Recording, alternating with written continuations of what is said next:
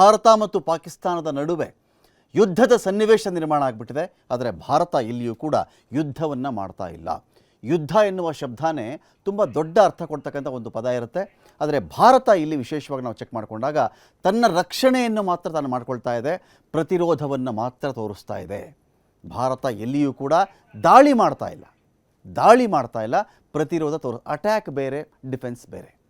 ತನ್ನ ನೆಲದ ಮೇಲೆ ದಾಳಿಯಾದಾಗ ಕ್ಷಿಪಣಿಗಳನ್ನು ಹೊಡೆದು ಉರುಳಿಸ್ತಕ್ಕಂಥ ಕೆಲಸವನ್ನು ಇಲ್ಲಿ ಭಾರತ ಮಾಡ್ತಾ ಇದೆ. ಇದರ ನಡುವೆ ಪಾಕಿಸ್ತಾನ ಏನೆಲ್ಲ ಪ್ರಯತ್ನಗಳನ್ನು ಮಾಡ್ತಾ ಇದೆ. ಅಲ್ಲಿ ನಾಗರಿಕ ವಿಮಾನಗಳನ್ನು, ನೀವು ಚೆನ್ನಾಗಿ ಇದನ್ನು ಅಬ್ಸರ್ವ್ ಮಾಡಿ ಕೇಳಿಸ್ಕೊಳ್ಳಿ, ಇದನ್ನು ನಾಗರಿಕ ವಿಮಾನಗಳನ್ನು ಶೀಲ್ಡ್ ಮಾಡಿಕೊಂಡು ಒಂದು ಯುದ್ಧ ಅಂತ ಶುರುವಾದಾಗ, ನಾನು ಬೇರೆ ದೇಶದ ಮೇಲೆ ದಾಳಿ ಮಾಡ್ತಾ ಇದ್ದೀನಿ ಅಂತ ಅಂದುಕೊಂಡಾಗ ತನ್ನ ವಾಯು ಪ್ರದೇಶವನ್ನು ನಾಗರಿಕ ವಿಮಾನಗಳಿಂದ ಮುಕ್ತ ಮಾಡಬೇಕಾಗತ್ತೆ. ಪಾಕಿಸ್ತಾನದ ಕರ್ತವ್ಯ ಇದು. ಅಲ್ಲಿ ಬೇರೆ ನಾಗರಿಕ ವಿಮಾನಗಳನ್ನು ಹಾರಾಡಲಿಕ್ಕೂ ಬಿಟ್ಟುಬಿಟ್ಟು ಈ ಕಡೆ ಭಾರತ ಅಕಸ್ಮಾತ್ ದಾಳಿ ಮಾಡ್ತು, ಭಾರತ ಪ್ರತಿದಾಳಿಯನ್ನು ಮಾಡ್ತು. ಈ ಸಂದರ್ಭದಲ್ಲಿ ಆ ವಿಮಾನಗಳಿಗೆ ಎಫೆಕ್ಟ್ ಆದರೆ, ತೊಂದರೆ ಆದರೆ ಭಾರತದ ಮೇಲೆ ಗುಬೆ ಕೂರಿಸೋದು. ನೋಡಿ, ಇವರು ಇಂಗ್ಲೆಂಡ್ ವಿಮಾನವನ್ನು ಹೊಡೆದುಬಿಟ್ರು, ಜಪಾನ್ ವಿಮಾನವನ್ನು ಹೊಡೆದುಬಿಟ್ರು, ಇವರು ನಾಗರಿಕರನ್ನ ಗುರಿಯಾಗಿ ಇಟ್ಕೊಂಡಿದೆ ಭಾರತ ಅಂಥೇಳಿ. ಇಂಥ ಪ್ರಯತ್ನಗಳನ್ನು ಮೀರಿ ಭಾರತ ಒಂದು ಹಂತಕ್ಕೆ ಮೆಟ್ಟಿ ನಿಲ್ತಾ ಇದೆ. ಪಾಕಿಸ್ತಾನದ ಎಲ್ಲ ಪ್ರಯತ್ನಗಳನ್ನು ಕೂಡ ವಿಫಲಗೊಳಿಸ್ತಾ ಇದೆ. ಇದರ ಮಧ್ಯೆ ಅಲ್ಲೊಂದು ಇಲ್ಲೊಂದು ಸಾವು ನೋವು ಆಗ್ತಿರೋದು ನಿಜ. ಇದರಾಚೆಗೆ ಈ ಒಂದು ದಾಳಿ ಮತ್ತು ಪ್ರತಿರೋಧ, ಇದಕ್ಕೆ ಸಂಬಂಧಪಟ್ಟಂತೆ ಭಾರತ ಯಾವ ರೀತಿಯ ಒಂದು ಸಿಸ್ಟಮನ್ನು ಮಾಡಿಕೊಂಡು ಪಾಕಿಸ್ತಾನದ ವಿರುದ್ಧವಾಗಿ ಸೆಣಸ್ತಾ ಇದೆ. ಬಹಳ ಇಂಟ್ರೆಸ್ಟಿಂಗ್ ಇದು. ಅನೇಕ ವಿಚಾರಗಳಿದೆ ನೋಡಿ. 48 ಗಂಟೆಗಳ ಅವಧಿಯಲ್ಲಿ ಪಾಕಿಸ್ತಾನ ಬೇಕಾದಷ್ಟು ಬಾರಿ ದಾಳಿ ಮಾಡಿಕೊಂಡಿದೆ. ಇಲ್ಲಿ ಆಪರೇಷನ್ ಸಿಂಧೂರದ ಬಳಿಕ ಮೊದಲ ದಾಳಿ, ದೊಡ್ಡ ದಾಳಿ ಇದು. ನಿನ್ನೆ ರಾತ್ರಿ ಕೂಡ 2 ಬಾರಿ ಅದು ದಾಳಿ ಮಾಡಿದೆ. 2 ಬಾರಿಯೂ ಕೂಡ ಪಾಕಿಸ್ತಾನದ ದಾಳಿ ಇಲ್ಲಿ ಫೇಲ್ ಆಗಿದೆ. ಈ 2 ದಾಳಿಗಳಿಂದ ದೇಶವನ್ನು ರಕ್ಷಿಸಿರುವುದು ಅಜೇಯ. ನೋಡಿ, ಭಾರತ ನಮ್ಮಲ್ಲಿ ಐರನ್ ಡೋಮ್ ಇಲ್ಲದೆ ಇರಬಹುದು, ಐರನ್ ಡೋಮ್ಗೆ ಇರಬಹುದಾದಂತಹ ಒಂದು ಗುಮ್ಮಟ ಇದೆ.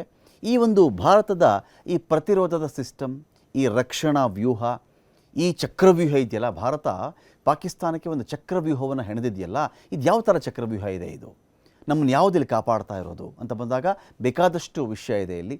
ಎಲ್ಲ ವಿಷಯಗಳಿಗೆ ಸಂಬಂಧಪಟ್ಟಂತೆ ನಾನು ಇವತ್ತು ನನ್ನ ಒಂದು ಸ್ಟುಡಿಯೋದಲ್ಲಿ, ನಮ್ಮ ಆಫೀಸಲ್ಲಿ ಸಾಕಷ್ಟು ತಜ್ಞರು ಇವತ್ತು ಇಲ್ಲಿ ಬಂದಿದ್ದಾರೆ. ಎಲ್ಲರೂ ಕೂಡ ಮಾತಾಡಿಸ್ತೀನಿ. ಮೊದಲಿಗೆ ನನ್ನ ಜೊತೆಯಲ್ಲಿ ಲೆಫ್ಟಿನೆಂಟ್ ಕರ್ನಲ್ ಸುನಿಲ್ ಅವರಿದ್ದಾರೆ. ಸ್ವಾಗತ ನಿಮಗೆ ಸುನಿಲ್ ಈ ಒಂದು ಡಿಬೇಟ್ಗೆ. ಆನಂತರ ನಮ್ಮ ಮತ್ತೊಂದು ಸ್ಟುಡಿಯೋದ ಕಡೆಯಿಂದ ವೆಂಕಟೇಶ್ ನಾಯಕ್ ಅವರಿದ್ದಾರೆ, ಮಾಜಿ ಕರ್ನಲ್. ವೆಂಕಟೇಶ್ ನಾಯಕ್ ಅವರೇ, ಸ್ವಾಗತ ನಿಮಗೆ ಈ ಒಂದು ಡಿಬೇಟ್ಗೆ. Thank you. ಇನ್ನೊಂದು ಕಡೆ ಶಶಾಂಕ್ ಅವರಿದ್ದಾರೆ, ಡಿಫೆನ್ಸ್ ಎಕ್ಸ್ಪರ್ಟ್ ಇದ್ದಾರೆ. ಶಶಾಂಕ್ ಅವರಿದ್ದಾರೆ, ಡಿಫೆನ್ಸ್ ಎಕ್ಸ್ಪರ್ಟ್ ಇದ್ದಾರೆ. ಸ್ವಾಗತ ಶಶಾಂಕ್ ಅವರೇ ನಿಮಗೂ ಕೂಡ ಒಂದು ಕಾರ್ಯಕ್ರಮಕ್ಕೆ. ಫೈನ್. ನಾನು ಮೊದಲಿಗೆ ಕೆಲವೊಂದಷ್ಟು, ಈಗ ಶಶಾಂಕ್ ಅವರಾಗಲಿ ಅಥವಾ ವೆಂಕಟೇಶ್ ನಾಯಕ್ ಅವರಾಗಲಿ, ಭಾರತ ಯಾವ ರೀತಿ ಇದನ್ನು ಮೆಟ್ಟಿ ನಿಲ್ತಾ ಇದೆ ಅನ್ನೋ ವಿಚಾರಕ್ಕೆ ಸಂಬಂಧಪಟ್ಟಂತೆ ನಾನು ಡಿಫೆನ್ಸ್ ಕಡೆ ಹೋಗ್ತಾ ಇದ್ದೀನಿ. ನಾನೀಗ ನೋಡಿ, ಮೊದಲಿಗೆ ಇಂಟಿಗ್ರೇಟೆಡ್ ಕೌಂಟರ್ ಅಂತ ಹೇಳಿ ಯಾವ ಥರ ಮಾಡ್ತಾ ಇದ್ದಾರೆ, UAS ಗ್ರಿಡ್ ಅಂತ ಹೇಳಿ. ಇನ್ನೊಂದು ಕಡೆ S-400 ಮಿಸೈಲ್ ಡಿಫೆನ್ಸ್ ಸಿಸ್ಟಮ್ ಇದೆ ನಮ್ಮಲ್ಲಿ, ಇನ್ನೊಂದು ಕಡೆ ಸಮರ್ ಇದೆ, ಇನ್ನೊಂದು ಕಡೆ ಆಕಾಶ್, ಇನ್ನೊಂದು ಕಡೆ S-125 ಪೆಚೋರಾ. ಇವೆಲ್ಲವೂ ಕೂಡ ಹೇಗೆ ಅಜೇಯವಾಗಿ ಭಾರತವನ್ನು ಕಾಪಾಡ್ತಾ ಇವೆ, ರಕ್ಷಣಾ ಗೋಡೆ ಆಗಿದೆ ಅಂತ ಹೇಳಿದ್ರೆ ನಾವು ಚೆಕ್ ಮಾಡ್ಕೊಳ್ಳೋಣ. ಇಲ್ಲಿ ನೋಡಿ, ಭಾರತದ ಕಬ್ಬಿಣದ ಗುಮ್ಮಟ ಅಂತಲೇ ಖ್ಯಾತಿ ಇದೆ ಭಾರತಕ್ಕೆ. ಈ ಒಂದು ಸಿಸ್ಟಮ್ಗಳ ವಿಚಾರದಲ್ಲಿ ಅತ್ಯಾಧುನಿಕ ಶಸ್ತ್ರಾಸ್ತ್ರಗಳನ್ನು ಹೊಂದಿದೆ ಅಜೇಯ ರಕ್ಷಣಾ ಗೋಡೆ. ಆ್ಯಂಟಿ ಏರ್ಕ್ರಾಫ್ಟ್ ಗನ್ನನ್ನು ಬಳಸುತ್ತೆ, ಭೂಮಿಯಿಂದ ಆಕಾಶಕ್ಕೆ ಚಿಮ್ಮುವಂಥ ಕ್ಷಿಪಣಿಗಳ ಮಿಶ್ರಣ ಇದು. ಕೌಂಟರ್ ಕೊಡುತ್ತೆ ಇದು. UAS ಗ್ರಿಡ್ ಹೊಂದಿರತಕ್ಕಂತಹ ಬಲಿಷ್ಠ ರಕ್ಷಣಾ ಗೋಡೆ. ಪಾಕ್ ದಾಳಿಯಿಂದ ಭಾರತವನ್ನು ಕಾಪಾಡಿದರೆ ಇದೇ UAS ಗ್ರಿಡ್ ಅಂತ ಕರೀತಾರೆ ಇದನ್ನು. ಇದು ಪಾಕಿಸ್ತಾನದ ಎಲ್ಲ ರೀತಿಯ ಅಟೆಂಪ್ಟ್ಗಳಿಂದ ಭಾರತವನ್ನು ಕಾಪಾಡ್ತಾ ಇದೆ. ಈ UAS ಗ್ರಿಡ್ ನೋಡಿ, ವಿಶಾಲವಾದ ಭೂಪ್ರದೇಶ ಹೊಂದಿರತಕ್ಕಂಥ ಭಾರತಕ್ಕೆ ತುಂಬ ಮುಖ್ಯವಾಗ್ತಕ್ಕಂಥ ಒಂದು ಪಾಯಿಂಟ್ ಇದು. ದೇಶವನ್ನು ವೈಮಾನಿಕ ಬೆದರಿಕೆಗಳಿಂದ ರಕ್ಷಿಸ್ತಕ್ಕಂಥ ಒಟ್ಟಾರೆ ಗುರಾಣಿ ಇದು. ಯಾವುದೇ ಕ್ಷಿಪಣಿ ಭಾರತದ ವಾಯುಪ್ರದೇಶಕ್ಕೆ ಎಂಟ್ರಿ ಆಗ್ತಾ ಇದ್ದಂತೆಯೇ ಅದನ್ನು ಫಿನಿಷ್ ಮಾಡುತ್ತೆ. ದೊಡ್ಡ ತಂತ್ರಜ್ಞಾನವನ್ನು ಹೊಂದಿದೆ UAS ಗ್ರಿಡ್ ಇದು. Radar, radio frequency sensor, aircraft track system, ಮೊದಲು ವೈಮಾನಿಕ ದಾಳಿಯ ಬೆದರಿಕೆಯ ಸಿಸ್ಟಮನ್ನೇ ಪತ್ತೆ ಹಚ್ಚಿಬಿಡ್ತಿದ್ದು. ಈ ಭಾರತದ ನೆಲಕ್ಕೆ ಬೇರೆ ಕಡೆಯಿಂದ ಏನಾದರೂ ಆಕಾಶದ ಮೂಲಕ ದಾಳಿಯಾಗಬಹುದಾ, ಕ್ಷಿಪಣಿನ, ಹೆಲಿಕಾಪ್ಟರ, ಅಥವಾ ಅದು ಜೆಟ್ಟ, ಅಥವಾ ಬೇರೆ ಏನಾದರೂ ಆಬ್ಜೆಕ್ಟ್ಗಳ ಎಲ್ಲ ಒಂದು ವಿಚಾರಕ್ಕೆ ಸಂಬಂಧಪಟ್ಟಂತೆ ಒಂದು ಪತ್ತೆ ಹಚ್ಚುತ್ತೆ. ನಂತರ ಅದಕ್ಕೆ ತಕ್ಕನಾದ ರೀತಿಯಲ್ಲಿ ಕೌಂಟರ್ ವೆಪನನ್ನು ರೆಡಿ ಮಾಡಿ ಅದಕ್ಕೆ ಯಾವುದರಿಂದ ಹೊಡೆಯಬಹುದೋ ಆ ಮೂಲಕ ಉಡಾಯಿಸಿಬಿಡುತ್ತೆ. ಇದು ಹೇಗೆ, ನಾನು ಸುಮ್ಮನೆ ನಿಮ್ಗೆ ಕೇಳೋದಾದರೆ, UAS ಅಂತ ಬಂದಾಗ ಈ ವ್ಯವಸ್ಥೆ ಹೇಗೆ, UAS ಗ್ರಿಡ್ ಅನ್ನೋ ವ್ಯವಸ್ಥೆ ಹೇಗೆ ವರ್ಕ್ ಮಾಡುತ್ತೆ ಇಂಡಿಯಾಗೆ ರಕ್ಷಣೆ ಮಾಡೋ ದೃಷ್ಟಿಯಿಂದ ಅಂತ? ಮೊಟ್ಟ ಮೊದಲನೇದಾಗಿ ಎಲ್ಲರಿಗೂ ನಮಸ್ಕಾರ. ಒಂದು ಶ್ರದ್ಧಾಂಜಲಿ ಕೊಡಬೇಕು ಈ ಒಂದು ಕಾರ್ಯಕ್ರಮ ಶುರು ಮಾಡೋಕ್ಕೆ ಮುಂಚೆ. ನಮ್ಮ ಕರ್ನಾಟಕದ ಮುರಳಿ ನಾಯಕ್ ಅಂತ ಗನ್ನರ್ ಮುರಳಿ ನಾಯಕ್. ನಿನ್ನೆ ಅವರು ಪಾಕಿಸ್ತಾನದ ಶೆಲ್ಲಿಂಗಲ್ಲಿ ಹುತಾತ್ಮರಾಗಿದ್ದಾರೆ. ಸೊ ಅವರ ಆತ್ಮಕ್ಕೆ ಶಾಂತಿ ಸಿಗಲಿ, ಮತ್ತು ಅವರ ಕುಟುಂಬದವರು ಯಾರಿದ್ದಾರೆ ಅವರ ಜೊತೆಯಲ್ಲಿ ನಾವೆಲ್ಲರೂ ಇದ್ದೀವಿ ಅಂತ ಹೇಳ್ಬಿಟ್ಟು ನಾನು ಇಲ್ಲಿ ಹೇಳೋಕ್ಕೆ ಇಷ್ಟಪಡ್ತೀನಿ, ಮೊದಲನೇದಾಗಿ. ಎರಡನೇದು, US ಅಂದರೆ ಯೂನಿಫೈಡ್ ಏರಿಯಲ್ ಸಿಸ್ಟಮ್ ಅಂತ ಹೇಳ್ಬಿಟ್ಟು ಕರೀತಾರೆ. ಯೂನಿಫೈಡ್ ಏರಿಯಲ್ ಸಿಸ್ಟಮ್ ಅಂತ ಹೇಳಿದ್ರೆ ಅದು ನಮ್ಮ ಏರ್ಬೋರ್ನ್ ವಾರ್ನಿಂಗ್ ಕಂಟ್ರೋಲ್ ಸಿಸ್ಟಮ್ ಅಂತ ಹೇಳ್ಬಿಟ್ಟು, ಅದು ಏರ್ಕ್ರಾಫ್ಟ್ ಕೂಡ ಇರುತ್ತೆ. AWACS ಅಂತ ಹೇಳ್ಬಿಟ್ಟು ಕರೀತಾರೆ. AWACS is a flying control system, it's a platform in it self.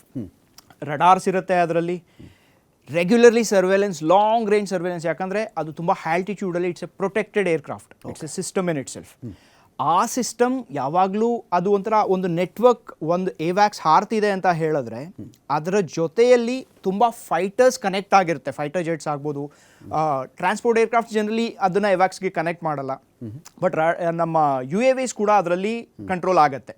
So ಇದನ್ನ AWACS ಅಂತ ಹೇಳ್ಬಿಟ್ಟು ಕರೀತಾರೆ. ಇದು ದ ಫಸ್ಟ್ ಪಾಯಿಂಟ್ ಯಾವುದರಲ್ಲಿ, ಯೂನಿಫೈಡ್ ಏರಿಯಲ್ ಸಿಸ್ಟಮಲ್ಲಿ. ಅದಾದಮೇಲೆ ಏರ್ ಡಿಫೆನ್ಸ್ ಸಿಸ್ಟಮ್ಸ್ ಬರುತ್ತೆ, ಏರ್ ಸರ್ವೈಲೆನ್ಸ್ ಸಿಸ್ಟಮ್ಸ್ ಬರುತ್ತೆ. ಅಂದರೆ ಗ್ರೌಂಡಿಂದ ಯಾವ್ಯಾವ್ದಾಗತ್ತೆ ಅನ್ನೋದು. ಸೊ ಈ ರೀತಿ ಇದು ನಡೀತಿರೋದ್ರಿಂದ ಗ್ರೌಂಡಿಂದ ಈಗ ನಮ್ಮ S-400 system in it self, ಅದು ಬರೀ ಒಂದು ಮಿಸೈಲ್ ಲಾಂಚ್ ಆಗೋದು ಮಾತ್ರ ನಮಗೆ ಕಾಣಿಸುತ್ತೆ.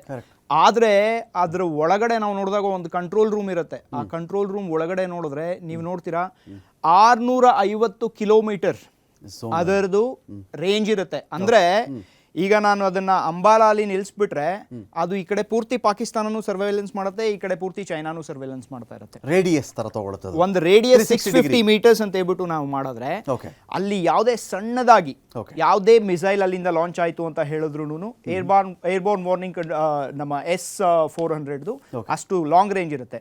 ಅದನ್ನ ಬಿಟ್ಟು ಆಕಾಶ್ ಮಿಸೈಲ್ ಸಿಸ್ಟಮ್ಸ್ಗೆ ಅಂತ ಬಂದ್ರೆ 150 ಕಿಲೋಮೀಟರ್ಸ್, ಇದು short range air defence system developed by DRDO. ನೆನ್ನೆ ಪಾಕಿಸ್ತಾನದ ಶಾಹೀನ್ ಮಿಸೈಲ್ಸ್ ಏನ್ ಬರ್ತಾ ಇತ್ತು ಅದನ್ನ S-400 ನೆನ್ನೆ ಇಂಟರ್ಸೆಪ್ಟ್ ಮಾಡಿತ್ತು. ಬಟ್ ಅದು ಬಿಟ್ಟು ಮಿಕ್ಕಿದ ಯಾವ್ಯಾವ್ದು ಬಂತು, ಆಕ್ಚುಯಲ್ ಡ್ಯಾಮೇಜ್ ನಮ್ಮ ಕ್ಯಾಂಟೋನ್ಮೆಂಟ್ಸ್, ಮಿಲಿಟರಿ ಏರಿಯಾ ಆಗಿರ್ಬೋದು, ಸಿವಿಲಿಯನ್ ಏರಿಯಾಸ್ ಆಗಿರ್ಬೋದು, ಇವುಗಳ ಎಲ್ಲಾದ್ರ ಮೇಲೆ ಏನೇನು ಮೇಜರ್ ಡ್ಯಾಮೇಜ್ ಆಗ್ಬೋದಿತ್ತು ಅದನ್ನ ತಡೆದಿದ್ದು Akash missile system. So big compliments to DRDO. So make in India, it's working. Correct, it's working. So ಇದು ಯೂನಿಫೈಡ್ ಏರಿಯಲ್ ಸಿಸ್ಟಮ್ ಅಂದ್ರೆ ಈ ತರದ ಕಾಂಪೋನೆಂಟ್ಸ್ ಇರುತ್ತೆ.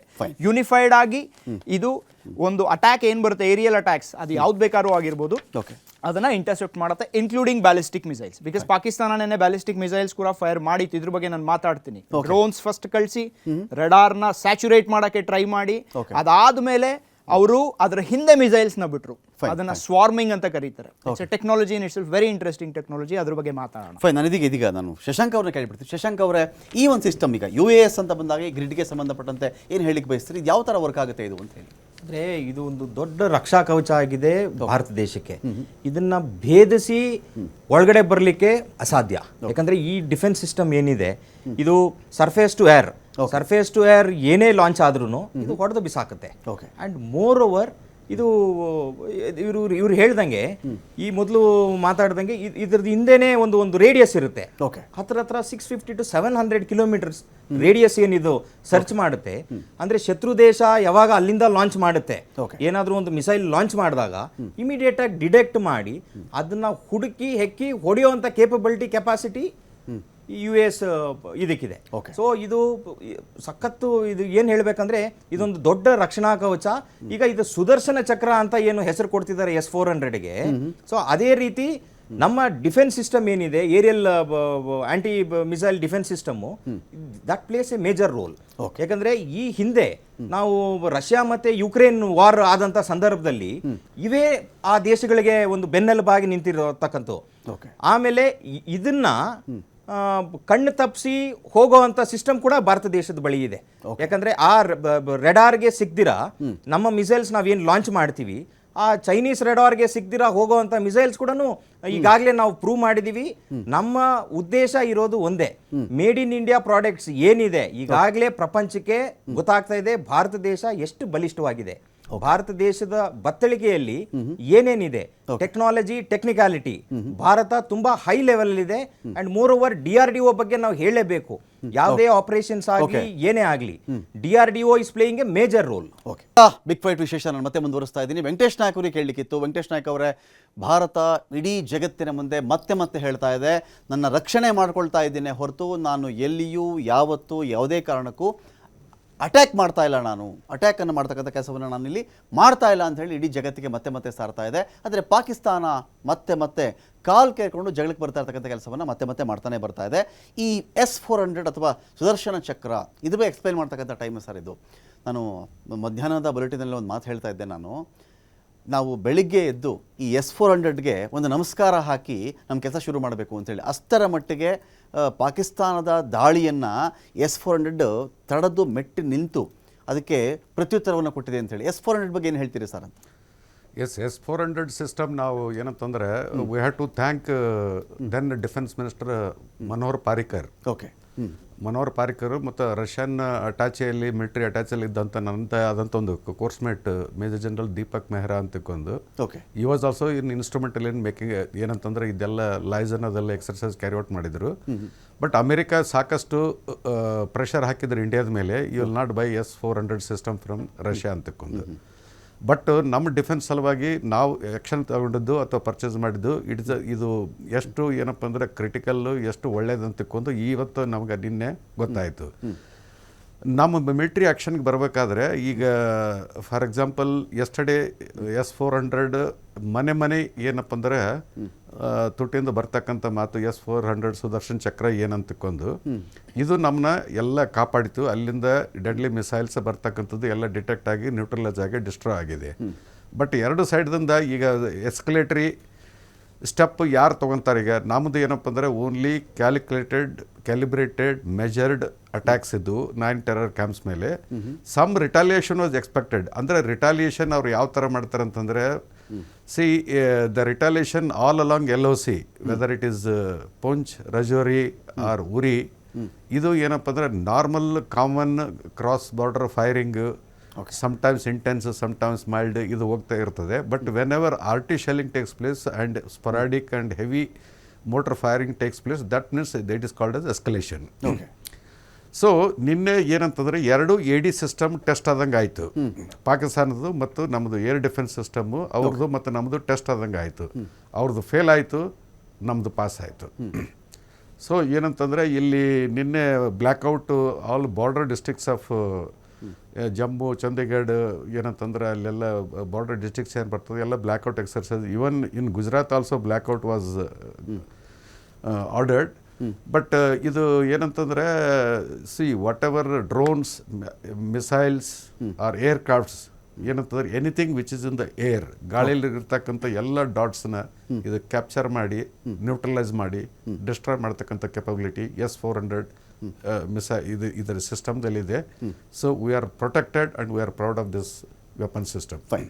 ಈಗ S-400 ಬಗ್ಗೆ ಇನ್ ಡೀಟೇಲ್ ನಾವು ಇಲ್ಲಿ ಚೆಕ್ ಮಾಡ್ತಾ ಹೋಗೋಣ, ಇನ್ ಡೀಟೇಲ್ ನೋಡ್ತಾ ಬರೋಣ. ನೋಡಿ, ಭಾರತವನ್ನು ಸುದರ್ಶನ ಚಕ್ರದ ರೀತಿಯಲ್ಲಿ ಕಾಪಾಡೋದೇ S-400. ಪಾಕಿಸ್ತಾನದ 60ಕ್ಕಿಂತ ಹೆಚ್ಚಿನ ಕ್ಷಿಪಣಿಗಳನ್ನು ಈ S-400 ಉಡಾಯಿಸಿ ಬಿಸಾಕಿದೆ. ಅಂದರೆ ಆಕಾಶದಲ್ಲಿ ಅದನ್ನು ಚಿಂದಿ ಮಾಡಿ ಹಾಕಿದೆ. ನೋಡಿ, ಇದು S-400 ನನ್ನ ಮುಂದೆ ಏನು ಬಂದು ನಿಂತಿದೆಯಲ್ಲ ಇವಾಗ, ಇದು S-400 ಅಂತ ಕರೀತಾರೆ. ಇದನ್ನೇ ನಾನು ಭಾರತದ ಸುದರ್ಶನ ಚಕ್ರ ಅಂತ ಕರಿತಾ ಇದ್ದೆ. ಇದಕ್ಕೆ ನಾವು ಬೆಳಗ್ಗೆದ್ದು ಒಂದು ನಮಸ್ಕಾರ ಹಾಕ್ಕೊಂಡು ನಮ್ಮ ದಿನದ ಕೆಲಸವನ್ನು ಮಾಡಬೇಕು ಅಂತ ಕೂಡ ಒಂದು ಮಾತನ್ನು ಹೇಳ್ತಾ ಇದ್ದೆ. ಅಂದರೆ ನೀವು ಇಮ್ಯಾಜಿನ್ ಮಾಡ್ಕೊಳ್ಳಿ, 70 ಕ್ಷಿಪಣಿಗಳೇನಾದರೂ ಭಾರತದ ಒಂದು ಸರಿಸುಮಾರಾಗಿ ಒಂದು 70 ಹಳ್ಳಿಗಳ ಮೇಲೋ 70 ನಗರಗಳ ಮೇಲೋ ಅಲ್ಲಿ ಬಿದ್ದಿತ್ತು ಅಂತ ಅಂದ್ಕೊಳ್ಳಿ. ಉದ್ದಕ್ಕೂ ಇದೆಯಲ್ಲ ನಿಮಗೆ, ಜಮ್ಮುವಿನಿಂದ ಪಾಕಿಸ್ತಾನದ ಬಾರ್ಡರ್ವರೆಗೂ ಇದೆಯಲ್ಲ, ಅಲ್ಲಿವರೆಗೂ ಏನಾದರೂ ಆ ದಾಳಿಗಳಾಗಿಬಿಟ್ಟಿದ್ದರೆ, ಒಂದು ಕ್ಷಿಪಣಿ ಬಿದ್ದರೇ ದೊಡ್ಡ ಮಟ್ಟದ ಒಂದು ಪ್ರದೇಶ ಅಲುಗಾಡು ಹೋಗ್ಬಿಡುತ್ತೆ, ಛಿದ್ರವಾಗಿಬಿಡುತ್ತೆ. ಅಂತಂದರೆ 70 ಕ್ಷಿಪಣಿಗಳನ್ನು ಇದು ತಡೆದು ಅದನ್ನು ಆಕಾಶದಲ್ಲೇ ಬೂದಿ ಮಾಡಿದ್ರೆ ಇಮ್ಯಾಜಿನ್ ಮಾಡ್ಕೊಳ್ಳಿ ತಾವೆಲ್ಲರೂ ಕೂಡ. 50 ಪ್ರದೇಶಗಳ ಮೇಲಿನ ದಾಳಿಯನ್ನು ಕೆಲವು ಪ್ರದೇಶಕ್ಕೆ ಇದು ಹಿಮ್ಮೆಟ್ಟಿಸಿದೆ. ಇದು ಪಾಕಿಸ್ತಾನವನ್ನು ದುಸ್ವಪ್ನವಾಗಿ ಪಾಕಿಸ್ತಾನದ ಎಲ್ಲ ಬಾಣಗಳನ್ನು ಮುರಿದು ಹಾಕ್ತಿರೋದೇ ಈ S-400 ಸುದರ್ಶನ ಚಕ್ರ. ನೋಡಿ, ಇದು ಏನಾಗುತ್ತೆ ನಿಮಗೆ, ಇದರಲ್ಲಿ 3 ಭಾಗ ಇರುತ್ತೆ. ಅತ್ಯಂತ ಪ್ರಮುಖವಾಗಿ ನಾನು ಮಾತಾಡ್ತಾ ಇದ್ದೀನಿ. ಇದು ಒಂದು ಇರತಕ್ಕಂಥದ್ದು ಈಗ ನಮ್ಮ ಮುಂದೆ S-400 ಅಂತ ಹೇಳಿ. ಒಂದು ಲಾಂಗ್ ರೇಂಜ್ ರಡಾರ್ ಅಂತ ಇರುತ್ತೆ ಇದರಲ್ಲಿ. ಇದು ಇಲ್ಲಿದೆಯಲ್ಲ, ನನ್ನ ಮುಂದೆ ಇಲ್ಲಿ ಕಾಣಿಸ್ತಾ ಇದೆಯಲ್ಲ, ಇದರಲ್ಲಿ ನಿಮಗೆ ಕ್ಷಿಪಣಿಗಳು ಲೋಡ್ ಆಗಿರುತ್ತೆ ಈ ಒಂದು ವೆಹಿಕಲಲ್ಲಿ. ಪೂರ್ತಿ ಕ್ಷಿಪಣಿಗಳು ಲೋಡ್ ಆಗಿರುತ್ತೆ ಇದರಲ್ಲಿ. ಇನ್ನೊಂದು ಕಡೆ ನಮಗೆ ರಡಾರ್ ಬೇಕು. ಈ ರಡಾರ್ ಆಗಲೇ ನಮಗೆ ಸುನಿಲ್ ತುಂಬ ಚೆನ್ನಾಗಿ ಎಕ್ಸ್ಪ್ಲೈನ್ ಮಾಡ್ತಾಯಿದ್ರು. ಈ ರಡಾರ್ ಏನು ಮಾಡುತ್ತೆ, ಸುಮಾರು 600 ಕಿಲೋಮೀಟರ್ ರೇಂಜಲ್ಲಿ ಸುತ್ತಲೂ ಕೂಡ 360 ಡಿಗ್ರಿ 600 ಕಿಲೋಮೀಟರ್ ರೇಂಜು. ಅದರಲ್ಲಿ ಯಾವುದೇ ಆಬ್ಜೆಕ್ಟ್ ಬರ್ತಾ ಇದ್ದರೂ ಕೂಡ, ಯಾವುದೇ ಪ್ಲೇನ್ ಬರ್ತಾ ಇದೆಯಾ, ಹೆಲಿಕಾಪ್ಟರ್ ಬರ್ತಾ ಇದೆಯಾ, ಮಿಸೈಲ್ ಬರ್ತಾ ಇದೆಯಾ, ಇನ್ನೇನಾದರೂ ಒಂದಷ್ಟು ಆಬ್ಜೆಕ್ಟ್ಗಳು ಬರ್ತಾ ಇದೆಯಾ ದಾಳಿ ಮಾಡಬೇಕು ಅಂಥೇಳಿ ಅದೆಲ್ಲವನ್ನು ಪತ್ತೆ ಹಚ್ಚಿದ ಮೇಲೆ CNCಗೆ ಅದನ್ನು ಕಮಾಂಡ್ ಸೆಂಟರ್ಗೆ ಅದನ್ನು ಕಳಿಸ್ಕೊಡುತ್ತೆ. ಕಮಾಂಡ್ ಸೆಂಟರ್ ಕಳಿಸ್ಕೊಟ್ಟ ತಕ್ಷಣ, ನೋಡು ಈ ಥರದ್ದು ಆಬ್ಜೆಕ್ಟ್ ಬರ್ತಾ ಇದೆ, ನೀನು ರೆಡಿ ಆಗು ಅಂತೇಳಿ ಕಮಾಂಡ್ ಸೆಂಟರ್ಗೆ ಹೇಳುತ್ತೆ. ಕಮಾಂಡ್ ಸೆಂಟರ್ ಏನು ಮಾಡುತ್ತೆ ಅಂತ ಹೇಳಿದ್ರೆ, ಇದು ಕಮಾಂಡ್ ಸೆಂಟರ್. ಇದು ನಿಮ್ಗೆ ಇಲ್ಲೇನೋ ಒಂದು ವೆಹಿಕಲ್ ಕಾಣಿಸ್ತಿದೆಯಲ್ಲ, ಇದು ಕಮಾಂಡ್ ವೆಹಿಕಲ್ ಅಂತ ಇದು ಕರೀತಾರೆ. ಇಲ್ಲಿಂದ ಏನಾಗುತ್ತೆ, ನಿಮ್ಗೆ ಈಗ ನೋಡಿ ಈ ಕ್ಷಿಪಣಿಗಳು ಲೋಡ್ ಆಗಿದೆಯಲ್ಲ, ಈ ಒಂದು ವಾಹನಕ್ಕೆ ಆ ಕಮಾಂಡ್ ಪಾಸ್ ಆಗುತ್ತೆ. ಅದು ಪಾಸ್ ಆದಮೇಲೆ ಏನಾಗುತ್ತೆ ಅಂತ ಹೇಳಿದ್ರೆ, ಅಲ್ಲಿಂದ 40 ಕಿಲೋಮೀಟರ್ ರೇಂಜಾ, 120 ಕಿಲೋಮೀಟರ್ ರೇಂಜಾ, 400 ಕಿಲೋಮೀಟರ್ ರೇಂಜಾ ಅಂತ ನೋಡಿಕೊಂಡು ಇಲ್ಲಿ ಕ್ಷಿಪಣಿಗಳು ಲೋಡ್ ಆಗಿರುತ್ತಲ್ಲ, ಎಲ್ಲಿಗೆ ಇದನ್ನು ದಾಳಿ ಮಾಡಬೇಕು ಅಲ್ಲಿಗೆ ಅದು ಹೊಡೆದು ಹೊರಳಿಸುತ್ತೆ ಅಂತ ಹೇಳಿ ಈ ವಿಚಾರಕ್ಕೆ ಸಂಬಂಧಪಟ್ಟದ್ದು S-400ನ ಸ್ಪೆಷಾಲಿಟಿ. ನಿಮ್ಮ ಗ್ರೌಂಡ್ ಎಕ್ಸ್ಪೀರಿಯನ್ಸಲ್ಲಿ, ನಿಮ್ಮ ಅನುಭವದಲ್ಲಿ ಏನು ಹೇಳಕ್ಕೆ ಬಯಸ್ತೀರಿ ಇದ್ರ ಬಗ್ಗೆ ಸುನಿಲ್ ಅಂತ ಹೇಳಿ? S-400 ಏನಿದೆ ಅಲ್ವಾ, ರೇಂಜ್ 400 to 650 ಕಿಲೋಮೀಟರ್ಸ್ ಅಂತ ಹೇಳ್ಬಿಟ್ಟು ನಾನು ಹೇಳಿದೆ. ಓಕೆ. ಇದನ್ನು ಮೀರಿ ಇನ್ನೊಂದು ವಿಷಯ ಇದ್ರದ್ದು ಏನಂದರೆ, ಇದರ ಆಪರೇಷನಲ್ ಆಲ್ಟಿಟ್ಯೂಡ್ ಅಂತ ಒಂದು ಕರೀತಾರೆ. ಅಂದರೆ ಎಲ್ಲಿವರೆಗೂ ಇದು ಮೇಲ್ಗಡೆ ಇಂಟರ್ಸೆಪ್ಟ್ ಮಾಡ್ಬೋದು ಮಿಸೈಲ್ಸ್ನ ಅಂತ 30 ಕಿಲೋಮೀಟರ್ಸ್ ಆಲ್ಟಿಟ್ಯೂಡ್ ಇರುತ್ತೆ. ಓಕೆ. ನೆಲದ ಮೇಲಿಂದ, ಸರ್ಫೇಸ್ ಲೆವೆಲಿಂದ 30 ಕಿಲೋಮೀಟರ್ ಮೇಲ್ಗಡೆ ಹೋಗಿ ಇದು ಅಲ್ಲಿ ಇದನ್ನ ಏನು ಹೇಳ್ತಾರೆ, ಯಾವುದಾದ್ರೂ ಮಿಸೈಲ್ಸ್ ಪ್ರೊಜೆಕ್ಟೈಲ್ಸ್ ಏನು ಬರ್ತಿರುತ್ತೆ ಎಲ್ಲ ದಿಕ್ಕಲ್ಲಿ, ಎಲ್ಲ ದಿಕ್ಕಲ್ಲಿ ಇದು ಅದನ್ನ ಎಂಗೇಜ್ ಮಾಡುತ್ತೆ. S-400 ಇದೊಂದು speciality. Inter continental ballistic missiles ಅಂತ ಹೇಳ್ಬಿಟ್ಟು ಏನು ಕರಿತೀವಿ, ಅಂದರೆ ಈಗ ಖಂಡಾಂತರ ಕೇಳಲಿಕ್ಕಿತ್ತು. ವೆಂಕಟೇಶ್ ನಾಯ್ಕ್ ಅವರೇ, ಭಾರತ ಇಡೀ ಜಗತ್ತಿನ ಮುಂದೆ ಮತ್ತೆ ಹೇಳ್ತಾ ಇದೆ, ನನ್ನ ರಕ್ಷಣೆ ಮಾಡ್ಕೊಳ್ತಾ ಇದ್ದೀನಿ ಹೊರತು ನಾನು ಎಲ್ಲಿಯೂ ಯಾವತ್ತೂ ಯಾವುದೇ ಕಾರಣಕ್ಕೂ ಅಟ್ಯಾಕ್ ಮಾಡ್ತಾ ಇಲ್ಲ, ನಾನು ಅಟ್ಯಾಕನ್ನು ಮಾಡ್ತಕ್ಕಂಥ ಕೆಲಸವನ್ನು ನಾನು ಇಲ್ಲಿ ಮಾಡ್ತಾ ಇಲ್ಲ ಅಂತ ಹೇಳಿ ಇಡೀ ಜಗತ್ತಿಗೆ ಮತ್ತೆ ಸಾರ್ತಾ ಇದೆ. ಆದರೆ ಪಾಕಿಸ್ತಾನ ಮತ್ತೆ ಕಾಲ್ ಕೇಳ್ಕೊಂಡು ಜಗಳಕ್ಕೆ ಬರ್ತಾ ಇರ್ತಕ್ಕಂಥ ಕೆಲಸವನ್ನು ಮತ್ತೆ ಮಾಡ್ತಾನೆ ಬರ್ತಾ ಇದೆ. ಈ S-400 ಅಥವಾ ಸುದರ್ಶನ ಚಕ್ರ, ಇದುವೇ ಎಕ್ಸ್ಪ್ಲೈನ್ ಮಾಡ್ತಕ್ಕಂಥ ಟೈಮ್ ಸರ್ ಇದು. ನಾನು ಮಧ್ಯಾಹ್ನದ ಬುಲೆಟಿನಲ್ಲಿ ಒಂದು ಮಾತು ಹೇಳ್ತಾ ಇದ್ದೆ, ನಾವು ಬೆಳಿಗ್ಗೆ ಎದ್ದು ಈ S-400ಗೆ ಒಂದು ನಮಸ್ಕಾರ ಹಾಕಿ ನಮ್ಮ ಕೆಲಸ ಶುರು ಮಾಡಬೇಕು ಅಂತೇಳಿ, ಅಷ್ಟರ ಮಟ್ಟಿಗೆ ಪಾಕಿಸ್ತಾನದ ದಾಳಿಯನ್ನು S-400 ತಡೆದು ಮೆಟ್ಟಿ ನಿಂತು ಅದಕ್ಕೆ ಪ್ರತ್ಯುತ್ತರವನ್ನು ಕೊಟ್ಟಿದೆ ಅಂತೇಳಿ. S-400 ಬಗ್ಗೆ ಏನು ಹೇಳ್ತೀರಿ ಸರ್ ಅಂತ? S-400 ಸಿಸ್ಟಮ್ ನಾವು ಏನಂತಂದರೆ, we have to thank then defence minister Manohar Parrikar. Okay. Manohar Parrikar ಮತ್ತು ರಷ್ಯನ್ ಅಟ್ಯಾಚೆಯಲ್ಲಿ, ಮಿಲಿಟರಿ ಅಟ್ಯಾಚಲ್ಲಿ ಇದ್ದಂಥ ಆದಂಥ ಒಂದು coursemate major general Deepak Mehra ಅಂತಕ್ಕೊಂದು. Okay. He was also instrumental in making, ಏನಂತಂದರೆ ಇದೆಲ್ಲ ಲೈಸನ್ ಅದೆಲ್ಲ ಎಕ್ಸರ್ಸೈಸ್ ಕ್ಯಾರಿ ಔಟ್ ಮಾಡಿದರು. ಬಟ್ ಅಮೆರಿಕ ಸಾಕಷ್ಟು ಪ್ರೆಷರ್ ಹಾಕಿದ್ರು ಇಂಡಿಯಾದ ಮೇಲೆ, you will not buy S-400 system from Russia ಅಂತಕ್ಕೊಂದು. ಬಟ್ ನಮ್ಮ ಡಿಫೆನ್ಸ್ ಸಲುವಾಗಿ ನಾವು ಆ್ಯಕ್ಷನ್ ತಗೊಂಡಿದ್ದು ಅಥವಾ ಪರ್ಚೇಸ್ ಮಾಡಿದ್ದು ಇದು ಎಷ್ಟು ಏನಪ್ಪ ಅಂದರೆ ಕ್ರಿಟಿಕಲ್ಲು, ಎಷ್ಟು ಒಳ್ಳೇದಂತಕ್ಕೊಂದು ಇವತ್ತು ನಮಗೆ ನಿನ್ನೆ ಗೊತ್ತಾಯಿತು. ನಮ್ಮ ಮಿಲಿಟ್ರಿ ಆ್ಯಕ್ಷನ್ಗೆ ಬರಬೇಕಾದ್ರೆ ಈಗ ಫಾರ್ ಎಕ್ಸಾಂಪಲ್ ಎಸ್ಟರ್ಡೇ S-400 ಮನೆ ಏನಪ್ಪ ಅಂದರೆ ತುಟಿಯಿಂದ ಬರ್ತಕ್ಕಂಥ ಮಾತು S-400 ಸುದರ್ಶನ್ ಚಕ್ರ ಏನಂತಕ್ಕೊಂದು ಇದು ನಮ್ಮನ್ನ ಎಲ್ಲ ಕಾಪಾಡಿತು. ಅಲ್ಲಿಂದ ಡೆಡ್ಲಿ ಮಿಸೈಲ್ಸ್ ಬರ್ತಕ್ಕಂಥದ್ದು ಎಲ್ಲ ಡಿಟೆಕ್ಟ್ ಆಗಿ ನ್ಯೂಟ್ರಲೈಸ್ ಆಗಿ ಡಿಸ್ಟ್ರಾಯ್ ಆಗಿದೆ. ಬಟ್ ಎರಡು ಸೈಡ್ದಿಂದ ಈಗ ಎಸ್ಕಲೇಟರಿ ಸ್ಟೆಪ್ ಯಾರು ತೊಗೊತಾರೆ, ಈಗ ನಮ್ಮದು ಏನಪ್ಪ ಅಂದರೆ ಓನ್ಲಿ ಕ್ಯಾಲಿಬ್ರೇಟೆಡ್ ಮೆಜರ್ಡ್ ಅಟ್ಯಾಕ್ಸ್ ಇದ್ದು 9 ಟೆರರ್ ಕ್ಯಾಂಪ್ಸ್ ಮೇಲೆ. Some retaliation was expected. ಅಂದರೆ ರಿಟಾಲಿಯೇಷನ್ ಅವ್ರು ಯಾವ ಥರ ಮಾಡ್ತಾರೆ ಅಂತಂದರೆ, the retaliation all along LOC, whether it is Poonch, Rajouri or Uri, ಇದು ಏನಪ್ಪ ಅಂದರೆ normal common cross border firing, sometimes intense sometimes mild ಇದು ಹೋಗ್ತಾ ಇರ್ತದೆ. But whenever RT shelling takes place and sporadic and heavy mortar firing takes place, that means that is called as escalation. So ನಿನ್ನೆ ಏನಂತಂದರೆ 2 AD system test ಆದಂಗೆ ಆಯಿತು. ಪಾಕಿಸ್ತಾನದ್ದು ಮತ್ತು ನಮ್ಮದು air defence system ಅವ್ರದ್ದು ಮತ್ತು ನಮ್ಮದು ಟೆಸ್ಟ್ ಆದಂಗೆ ಆಯಿತು. ಅವ್ರದ್ದು ಫೇಲ್ ಆಯಿತು, ನಮ್ಮದು ಪಾಸ್ ಆಯಿತು. ಸೊ ಏನಂತಂದರೆ ಇಲ್ಲಿ ನಿನ್ನೆ blackout all border districts of Jammu, Chandigarh ಏನಂತಂದ್ರೆ ಅಲ್ಲೆಲ್ಲ ಬಾರ್ಡರ್ ಡಿಸ್ಟ್ರಿಕ್ಟ್ಸ್ ಏನು ಬರ್ತದೆ ಎಲ್ಲ blackout exercise. Even in Gujarat also blackout was ordered. But ಇದು ಏನಂತಂದರೆ whatever drones, missiles or aircrafts ಏನಂತಂದ್ರೆ anything which is in the air, ಗಾಳಿಯಲ್ಲಿ ಇರ್ತಕ್ಕಂಥ ಎಲ್ಲ ಡಾಟ್ಸ್ನ ಇದು ಕ್ಯಾಪ್ಚರ್ ಮಾಡಿ ನ್ಯೂಟ್ರಲೈಸ್ ಮಾಡಿ ಡಿಸ್ಟ್ರಾಯ್ ಮಾಡ್ತಕ್ಕಂಥ ಕೆಪಬಿಲಿಟಿ S-400 ಇದರ ಸಿಸ್ಟಮ್ದಲ್ಲಿದೆ. So we are protected and we are proud of this weapon system. Fine. ಈಗ S-400 ಬಗ್ಗೆ ಇನ್ ಡೀಟೇಲ್ ನಾವು ಇಲ್ಲಿ ಚೆಕ್ ಮಾಡ್ತಾ ಹೋಗೋಣ, ಇನ್ ಡೀಟೇಲ್ ನೋಡ್ತಾ ಬರೋಣ. ನೋಡಿ, ಭಾರತವನ್ನು ಸುದರ್ಶನ ಚಕ್ರದ ರೀತಿಯಲ್ಲಿ ಕಾಪಾಡಿರೋದೇ S-400. ಪಾಕಿಸ್ತಾನದ 60ಕ್ಕಿಂತ ಹೆಚ್ಚಿನ ಕ್ಷಿಪಣಿಗಳನ್ನು ಈ S-400 ಉಡಾಯಿಸಿ ಬಿಸಾಕಿದೆ. ಅಂದರೆ ಆಕಾಶದಲ್ಲಿ ಅದನ್ನು ಚಿಂದಿ ಮಾಡಿ ಹಾಕಿದೆ. ನೋಡಿ, ಇದು S-400 ನನ್ನ ಮುಂದೆ ಏನು ಬಂದು ನಿಂತಿದೆಯಲ್ಲ ಇವಾಗ, ಇದು S-400 ಅಂತ ಕರೀತಾರೆ. ಇದನ್ನೇ ನಾನು ಭಾರತದ ಸುದರ್ಶನ ಚಕ್ರ ಅಂತ ಕರಿತಾ ಇದ್ದೆ. ಇದಕ್ಕೆ ನಾವು ಬೆಳಗ್ಗೆ ಎದ್ದು ಒಂದು ನಮಸ್ಕಾರ ಹಾಕ್ಕೊಂಡು ನಮ್ಮ ದಿನದ ಕೆಲಸವನ್ನು ಮಾಡಬೇಕು ಅಂತ ಕೂಡ ಒಂದು ಮಾತನ್ನು ಹೇಳ್ತಾ ಇದ್ದೆ. ಅಂದರೆ ನೀವು ಇಮ್ಯಾಜಿನ್ ಮಾಡ್ಕೊಳ್ಳಿ, 70 ಕ್ಷಿಪಣಿಗಳೇನಾದರೂ ಭಾರತದ ಒಂದು ಸರಿಸುಮಾರಾಗಿ ಒಂದು 70 ಹಳ್ಳಿಗಳ ಮೇಲೋ 70 ನಗರಗಳ ಮೇಲೋ ಅಲ್ಲಿ ಬಿದ್ದಿತ್ತು ಅಂತ ಅಂದ್ಕೊಳ್ಳಿ. ಉದ್ದಕ್ಕೂ ಇದೆಯಲ್ಲ ನಿಮಗೆ, ಜಮ್ಮುವಿನಿಂದ ಪಾಕಿಸ್ತಾನದ ಬಾರ್ಡರ್ವರೆಗೂ ಇದೆಯಲ್ಲ, ಅಲ್ಲಿವರೆಗೂ ಏನಾದರೂ ಆ ದಾಳಿಗಳಾಗಿಬಿಟ್ಟಿದ್ದರೆ, ಒಂದು ಕ್ಷಿಪಣಿ ಬಿದ್ದರೆ ದೊಡ್ಡ ಮಟ್ಟದ ಒಂದು ಪ್ರದೇಶ ಅಲುಗಾಡು ಹೋಗ್ಬಿಡುತ್ತೆ, ಛಿದ್ರವಾಗಿಬಿಡುತ್ತೆ. ಅಂಥದ್ರಲ್ಲಿ 70 ಕ್ಷಿಪಣಿಗಳನ್ನು ಇದು ತಡೆದು ಅದನ್ನು ಆಕಾಶದಲ್ಲೇ ಬೂದಿ ಮಾಡಿದ್ರೆ ಇಮ್ಯಾಜಿನ್ ಮಾಡ್ಕೊಳ್ಳಿ ತಾವೆಲ್ಲರೂ ಕೂಡ.